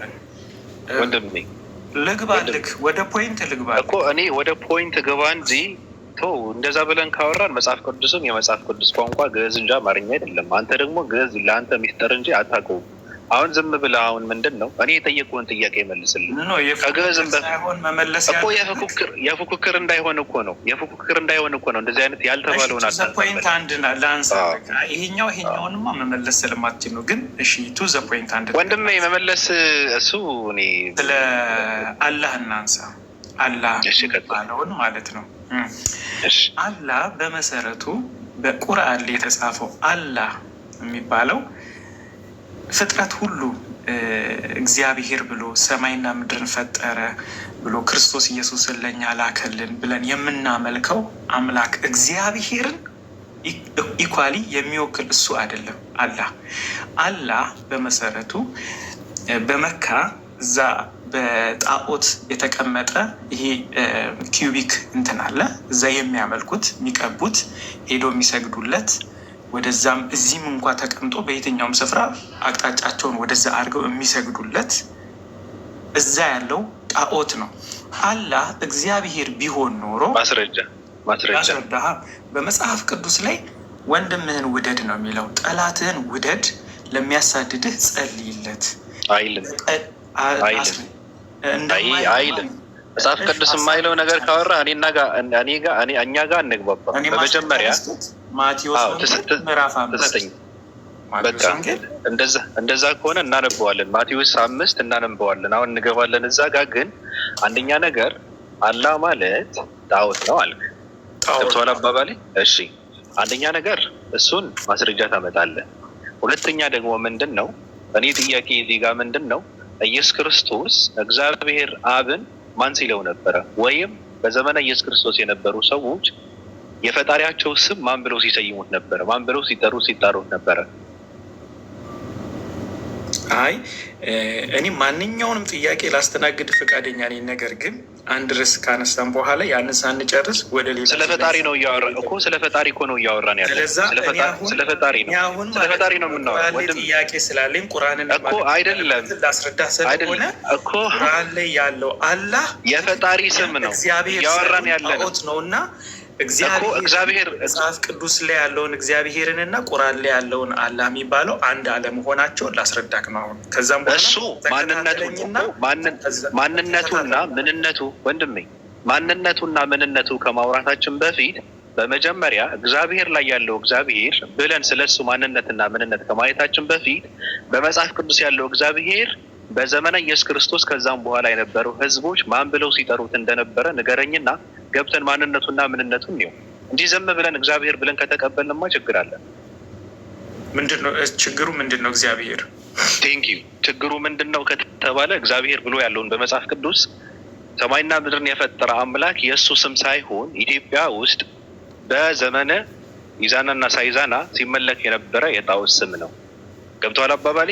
ትርጉሙ ምንድን ነው? የብሔር ገዢ ብለው እነሱ የአክሱም ኢምፓየር የራሳቸው የነበረ ሀገር የራሳቸው የነበረ ግዛት የዚህ ግዛት አምላክ ነው ብለው ክርስትና ከመግባቱ በፊት በ4ኛው ክፍለ ዘመን ከዛ በፊት ሲመለክ የነበረ ጣዖት እንጂ አሁን በመጽሐፍ ቅዱስ የምትለው ከኢትዮጵያ ውጭ ወጥተህ አሁን በዚህ ዘመን በ21ኛው ክፍለ ዘመን የተጻፉ መጽሐፍ ቅዱስ እግዚአብሔር የሚለውን ስም ሽታውን አታገኙም። የለም። በዘመነ ኢየሱስ ክርስቶስም ከዛ በኋላ በዚህ ዘመንም ከኢትዮጵያ ውጭ እግዚአብሔር የሚባል ፈጣሪ የለም። በመጀመሪያ ፈጣሪውን ስሙን እንፈልገው በመጽሐፍ ቅዱስ። መሳሳትህ ላስረዳህና ከዛም በኋላ ወደ ሀሳቤ እመጣለሁ። እግዚአብሔር በእኛ ማለት ነው አሁን በሙስሊም አላህ በየትኛውም ቋንቋ አላህ ነው የሚባለው። ነገር ግን በምድር ላይ እጅግ ብዙ ቋንቋዎች አሉ። ሁሉም ሰዎች እንደየቋንቋቸው ለምሳሌ እንግሊዝኛ ተናጋሪዎች ጋድ ነው የሚሉት፣ ወላይተኛ ተናጋሪዎች ጦሶ ነው የሚሉት፣ አማርኛ ተናጋሪዎች እግዚአብሔር ነው የሚሉት። ነገር ግን ኢየሱስ እኔ በዘመነ ኢየሱስ ነው ያልኩህ። በዘመነ ኢየሱስ ወንድሜ፣ በዘመነ ኢየሱስ ብቻ ነው የምፈልገው። ኢየሱስ ክርስቶስ በነበረበት ዘመን የዛኔ ነው የምፈልገው። ሌላ አልፈልግም። ለአንተ የማብራራልህ ማለት ነው እግዚአብሔር በመጽሐፍ ቅዱስ ላይ ያለውን ነው እንጂ በዘመነ ኢየሱስ፣ በዘመነ ዳዊት፣ በዘመነ እንትና ማን ይባል ነበረ ወንድሜ? አይደለም እግዚአብሔር ይባል ነበረ ወይ? ምክንያቱ እግዚአብሔር የሚለውን ስም እየነገርኩህ ነው። እግዚአብሔር የሚለውን አንተን ስማ እየሰማሁ ነው። አንተ ከሃይማኖት የሚመሳሰል እሰማሃለሁ፣ ግን የሌለ ነገር ነው የምታወራው። ተረትና ትርክትን ስትተርክ ዝም ብዬ ማዳመጥ የለብኝም እኮ። ከመጽሐፍ ቅዱስ በዚህ ዘመን ያሉ ክርስቲያኖች ከእነሱ ጋር ሳታረቅና ሳታስማማ አላህ የሚለውን ስም ትክክል አይደለም ማለት አትችልበት። ምክንያቱ ለምንድን ነው? እግዚአብሔር የሚባለውን ስም ሁሉም ክርስቲያን በመጀመሪያ መቀበል አለበት። ይቀበለዋል? ማንኛውም ሰው መጽሐፍ ቅዱስ ላይ ያለውን ማንም ይቀበላል። ማንም ይቀበላል ስለ ክርስቲያን የተባለ ሁሉ መጽሐፍ ቅዱስ ላይ የተጻፈውን ሁሉም ሰው ይቀበላል። ክርስቲያን ይቀበላል። ክርስቲያን የተባለ ግብጽ ላይ ያሉ ክርስቲያኖች እግዚአብሔርን ይቀበላሉ? ግብጽ ላይ ያሉትን ጠይቃቸው። ክርስቲያን የተባለ ግን መጽሐፍ አንተን ነው የምጠይቀህ። ክርስቲያን ናቸው ግብጽ ላይ ያሉ ክርስቲያኖች? አድምጠኝ ቆይ። አምላክ እግዚአብሔር እያሉ ነው ወይ የሚጠሩት? ነው የምልህ። እሱን መልስልኝ። አድምጠኝ ቆይ። እኔ ስለ ግብጽ ሂስትሪ ፖለቲካ አይደለም ማወራልክ። እኔ ስለ ክርስቲያን ነው የምልህ።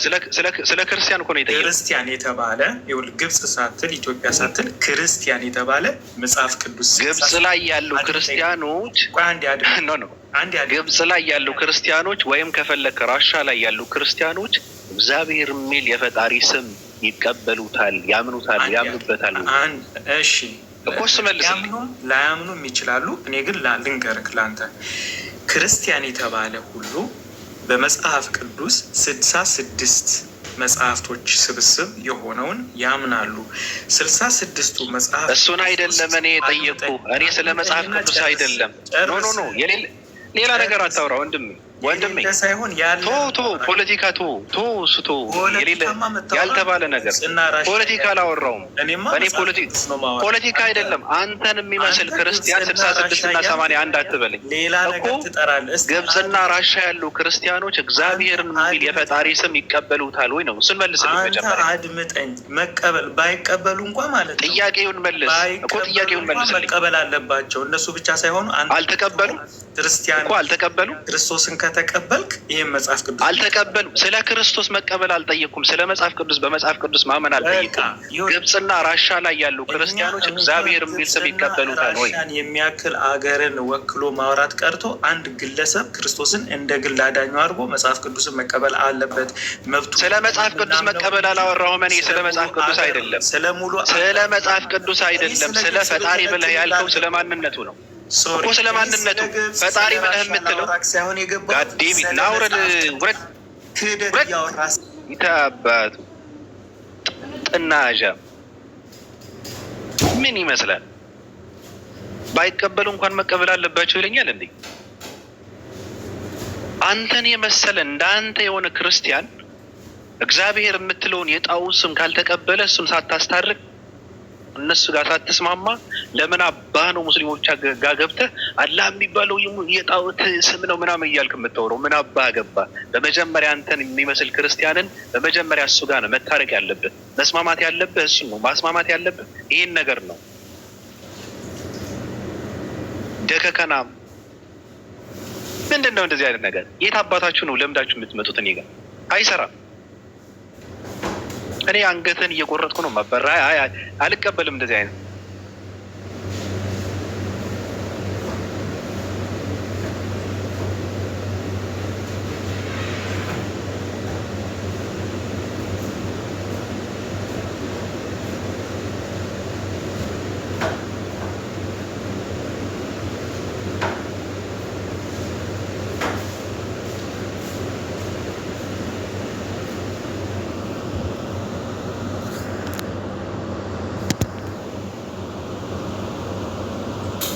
ምንድን ነው የሚማረው? አንተ ተምራል። አርፈህ የገባኸው ሀሳቡ እየተነገረ የነበረው ሀሳብ አልገባህም። አርፈህ ተቀመጥና ማውራት ዘንበል። ለምሳሌ ባቢሎን ፕሪ ኢስላሚክ በፊት ጊዜ ኢልሃ አላህ የሚለው ስም ማን ተብሎ ይጠራ ነው? አንተ ተረጋጋ። ቆይ እዚሁ ሳትግባባክ ምንድን ነው ያልከው? ተብሎ ነበረ የሚጠራው። ምንድን ነው እሱ? ባቢሎን አይሰማም። ስራ ስድብ ማ ተብሎ ነበር የሚጠራው? አንተ ይሰማል አይደል? ዘጌ ይሰማል? ትናገራለህ አትናገርም? አይሰማም። መምጣቱ በፊት የአላህ ስም ማን ነበረ? እየሰማ አይደለም እሱ ነው የማይሰማ። አንተ የአላህ ስም ማን ነበረ? ዘጌ መሐመድ ከመምጣቱ በፊት የአላህ ስም ማን ነበረ? እየሰማኸኝ ነው? ዘገምተኛው አውርጄዋለሁ። ድጋሜ ኦኬ። ናግባ እየተሰማ ከሆነ ናግባ። ቆይ ፈጣሪ እንድዝናናበት ስለፈጠረው ይሄ ልጅ ትንሽ ልዝናናበት። እኔ እንድዝናናበት ነው ፈጣሪ የፈጠረው። ናግባ ና ዘገምተኛው ናግባ። ስጦታዬ ነው ተረማመድበት ብሎ የሰጠኝ። የሰይጣን መጫወቻ ከሚሆን አንተ ተጫወትበት አለኝ። መሐመድ ከመወለዱ በፊት ይሰማል ስማ ተብሎ ነበረ ይጠራ የነበረው። አንተ አትቸኩል ግድ የለም ታወራለህ። ዝም በል ብያለሁ። ታወራለህ። እኔን እግዚአብሔርን እንደዚህ ብለህ ትዳፈራለህ እንዴ? እግዚአብሔርን ዝም ብለህ ትላለህ እንዴ? አንተ የቀዘናም ልጅ ውረድ። ጌታ አባት ወንዘ ቆሻሻ ና ውረድ። የእግዚአብሔር ቤት ነው የገባው። እግዚአብሔርን እንደዚህ ብለህ ዝም በል ትላለህ እንዴ? ምን የሚሉት መዳፈር ነው? እግዚአብሔርን በዚህ ልክ ትደፍረዋለህ? ቆሻሻ። ለማንኛውም ልጁ ያሳዝናል። በጣም ከባድ ችግር ውስጥ ነው ያለው። ዘገምተኛ ልጅ ነው እና ለካ ቅድም እየሰማ ነው እንደዛ ሲል የነበረው። አያስፈራኝም ምላሴን ይገርዘኛል ብሎ ነው እንደዛ ብሎ ሲያወራ የነበረው። ትናንትና እኮ ምንድን ያለው ኤለን መስክ ክርስቲያን ነው አለን። እዛ ምንድን ነው ታዲያ ብለን ስንለው በቃ እኛ ዓለምን ተቆጣጠረናታል አለን።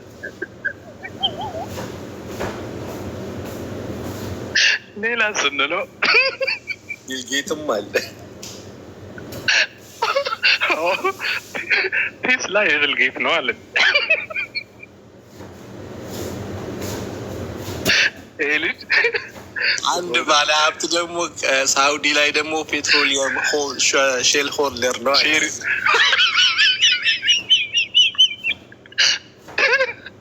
ደግሞ አይሁድ ነው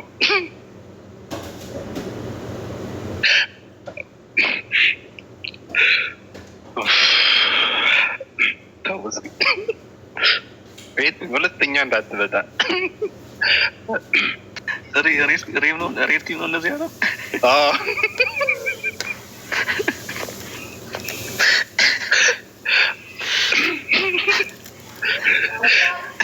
ኤለን መስክ ብሎ ሲል እኔ ደነገጥኩና ምንድን ነው ብዬ እለዋለሁ። ላከች ቆይ እስክትግባ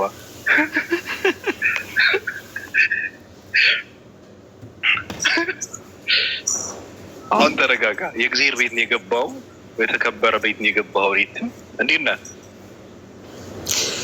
ላ ማለት የጨረቃ አምላክ ማለት ነው። ጨረቃ አምላክ አላት? አዎ አምላክ አላት ጨረቃ። በቃ ጨረቃ አምላክ አላት። በቃ ጥሩ ነዋ። የጨረቃ አምላክ ማለት እኮ ጨረቃን የፈጠረው አምላክ ማለት እኮ በቃ ፈጣሪ እኮ ነው። እሱ ራሱ እኮ ነው። በቃ ጎል ይገባል እንደዚህ እያለ ማለት ሌላ አውርደው ማስወርደው ይሻላል። ቆይ መልሰው አንዴ ቆይ መልሰው። ጎል እኮ ነው የገባው። ገብቶሃል? ግን የጨረቃ አምላክ ማን እንደሆነ አሳየዋለሁ። የጨረቃ አምላክ ማን እንደሆነ አሳየዋለሁ። ላ ብሎ የሚያነበው ያ የሚለውን ነው። ላ ብሎ ነው የሚያነበው። አምላኳ ማን ነው? ጨረቃ ራሱ አምላኳ ማን ነው? የጨረቃ አምላክ ለማለት ነው። አይደለም ጨረቃ አምላክ እንትን አለ ራሷ ጨረቃ አምላኳ ማን ነው? ሰማይና ምድርን የፈጠረ አምላክ ነው አይደል? እሱ ነው፣ ሌላ የለም እኮ አምላክ ነው እንጂ አባ ገብረ ኪዳን አምላኩ አይሆንም። ስለዚህ የጨረቃ አምላክ ነው አላህ ካልክ በቃ እያረጋገጥኩ እኮ ነው። 4 ነጥብ እየዘጋው እኮ ነው። በቃ አምላክ ነው፣ ሰማይና ምድርን የፈጠረ ፀሐይና ጨረቃን የፈጠረ አምላክ ነው አላህ ማለት ስላለ እንደዚህ ጋር መጣ። ምን ሆነ ነው? ኧረ ቆይ ምን ሆነ ነው? ቆይ ትልቅ ልሆን ነው አንዴ ላሳየው። አለማሩን እኮ የሚያሳየው በዚህ መንገድ ነው። ላ ብሎ የሚያነበው የትኛው መሰለህ? ገና ነው ይታያል። ይሄ ማለት ነው። ድርድ እየሆነብኝ ነው ስልኬ ግን ዘይጀሻን ካሜራውን ነው መሰለኝ። ሞቅ ስለ ካሜራውን ነው መሰለኝ። እዚህ ጋር አለ ላ የሚለው ያ ተብሎ ነው የሚነበውና ላ ብሎ ነው የሚያነበው።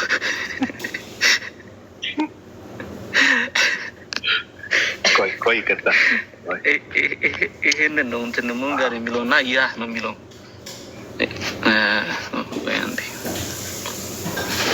እሺ ምን ይላል መሰለህ? ዘኔም ያ ፕሮናንሴሽኑ እንዴት መሰለህ? ስልክ ይግሏል።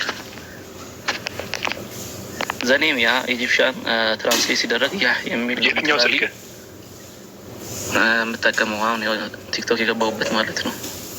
ልክፈትልህ ሮያ ከፍት የምትፈልግ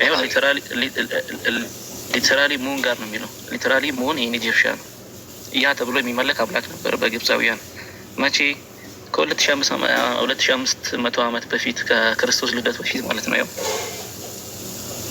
ቢሲ ከኒው ቴስታመንት ነው ከኦልድ ቴስታመንት በፊት ሙሴ ከመኖሩ በፊት ያ ተብሎ የሚታወቅ ማለት ነው። ያ ደግሞ አንተ አምላኪ ነው ብለህ የምታመልከው ነው። እሱን አረጋግጥልና እኔ እንደ ስድብ አላመጣም፣ ግን ያ ተብሎ የሚጠራ አምላክ ነበር፣ ጣዖት ማለት ነው። ሙንጋር ነው የሚለው ኢጂፕሽያን ሙንጋር ፐርሶናሊ ዘ ሙንስ ላይት ኤንድ ሳይክልስ። ይህ መጽሐፍ ላይ ያለ ሙሉ መጽሐፍ ማለት ነው። ያህዌ የሚባለው ወይ ላሳይ፣ ያህዌ የሚል ላሳይ። የአሞራይት ማለት ነው። የአሞራይት ጋር ከሙሴ በፊት ማለት ነው። ያህዌ ብሎ ነው የሚያመልኩት አምላክ ነበራቸው። ያህዌ ኢሉ አላህ ማለት አለ እኮ አላህ ማለት የጨረቃ አምላክ ነው አለ። ጨረቃ ደግሞ አምላክዋ ሰማይና ምድር የፈጠረ አምላክ የፈጠራት ነው አምላኳ። ስለዚህ አላህ ማለት የጨረቃ አምላክ ፈጣሪ ነው እያለ ነው በሱ አባባል።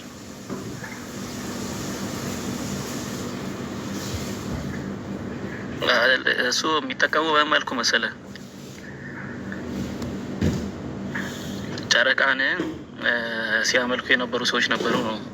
ያ ብሎ ነው የሚጠራት ነው። ምንድን ነው ላህ ብሎ ነው የሚጠራት ነው።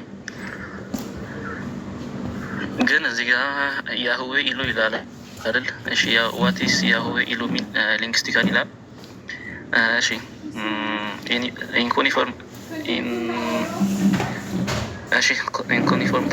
ታብሌትስ ፍሮም ማሪ 18ኛ ሴንቸሪ ማለት ነው ቢሲ ከክርስቶስ ልደት በፊት በሲሪያ አካባቢ ባቢሎኒያን አርካይቭስ ስኮላርስ ፋውንድ አሞራይት ኔም ሰች አስ ያህዌ ኤል ያህዌ ዳገም። እሺ ምን ማለት ነው የሚለው ጋር እሺ ዘኪ ኤለመንት ያህዌ እሺ ዘኪ ኤለመንት ያህዌ ሪተን እንዴት ነው የሚጻፈው ይላል። ሲምስ to come from the Semitic root ነው ሀዋይ የሚለው ማለት ነው። ሚኒንግ ቱ ቢ ቱ ኤግዚስት ምናምን የሚለው ነው። እሺ ይህ መጽሐፍ አለ። መጽሐፉ ውድ ነው። እሱም መግዛት ስላልቻልኩ ዝም ብዬ ቻትጂፒቲ ላይ ሰርች አድርጌ እያሳየችው ነው። ብቻ ባጭሩ ምን ማለት ነው? ያህዌ ኢሉ ኩድ ሚን ይላል ዘ ጋዲስ ሁ ኤግዚስት የሚል አምላክ አላቸው አሞራይቶች ሙሴ ከመምጣቱ በፊት ማለት ነው። ያህዌ የሚባለው መጽሐፍ ቅዱስ ላይ ምንድን ነው የሚለው? ለሙሴ ነው የተገለጠው ለመጀመሪያ ጊዜ ይላል ያህዌ የሚለው ሰው። አሞራይቶች እያመለኩ ነበር ያህዌ ብሎ ማለት ነው። ዘ ጋድ ኢዝ ሂ ሁ ኤግዚስት ሂ ሁ ኢዝ ማሪ ቴክስት የሚል መጽሐፍ አለ።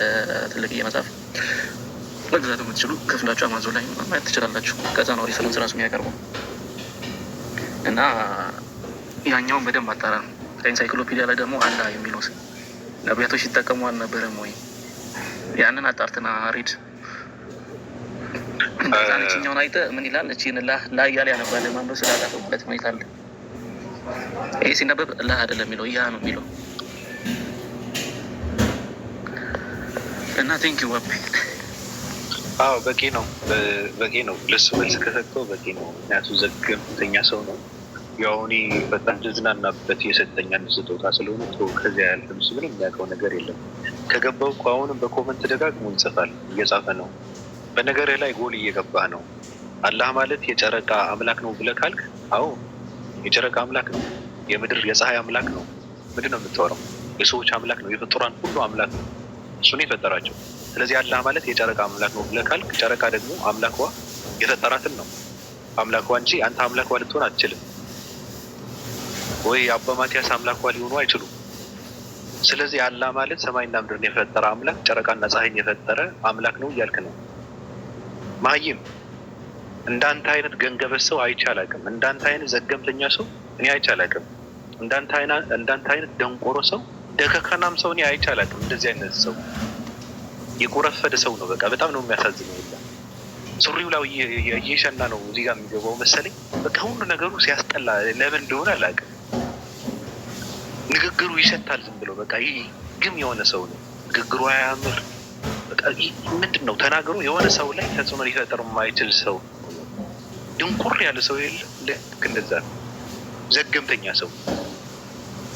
ይህ እኮ አሁን እኮ ሃይማኖት ምንድን ነው የምትለው ፕሮቴስታንት ነው፣ ግን አይታወቅም።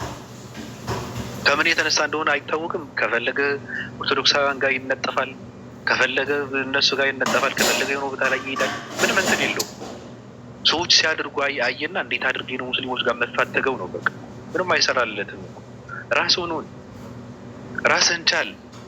ማየም ነህ እንዴ? በቃ ካለበት ውጣ። ደንቆሮ ነህ እንዴ? ወይቴም አንተ ፋራ ነህ። በነገርህ ላይ ከባድ ነው። የውስጥን ችግር ስለማይታይ ደግሞ በጣም ከባድ ነው። ደከክ ነህ። ምን አይነት ድሮ የሆነ ሰው ያደርግስ ድሮ ትዝ ይልህ ነበር ባቢ ከእንቅልፍ ተነስተህ ጠዋት ጠዋት ደብተርህ የቱ ጋር እንዳለ ጠፍቶ ደብተር የቱ ጋር ነበር ያስቀመጥኩት ምን ብለህ የምታለቅሰው ላይ ያለ እጅ ላይ ያለው ደብተር ማለት ነው። ማታ ያጠናህበት የሆነ ልብስ ወድቆበት ማለት ነው። ትምህርት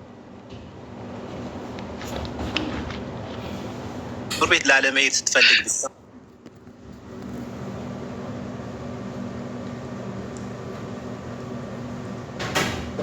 ያደርጋል። በጣም ቴሪ ነው። ሂደዝን ነው ይሄን ምንም የሚያውቀው ታሪክ የለውም ተናግሮ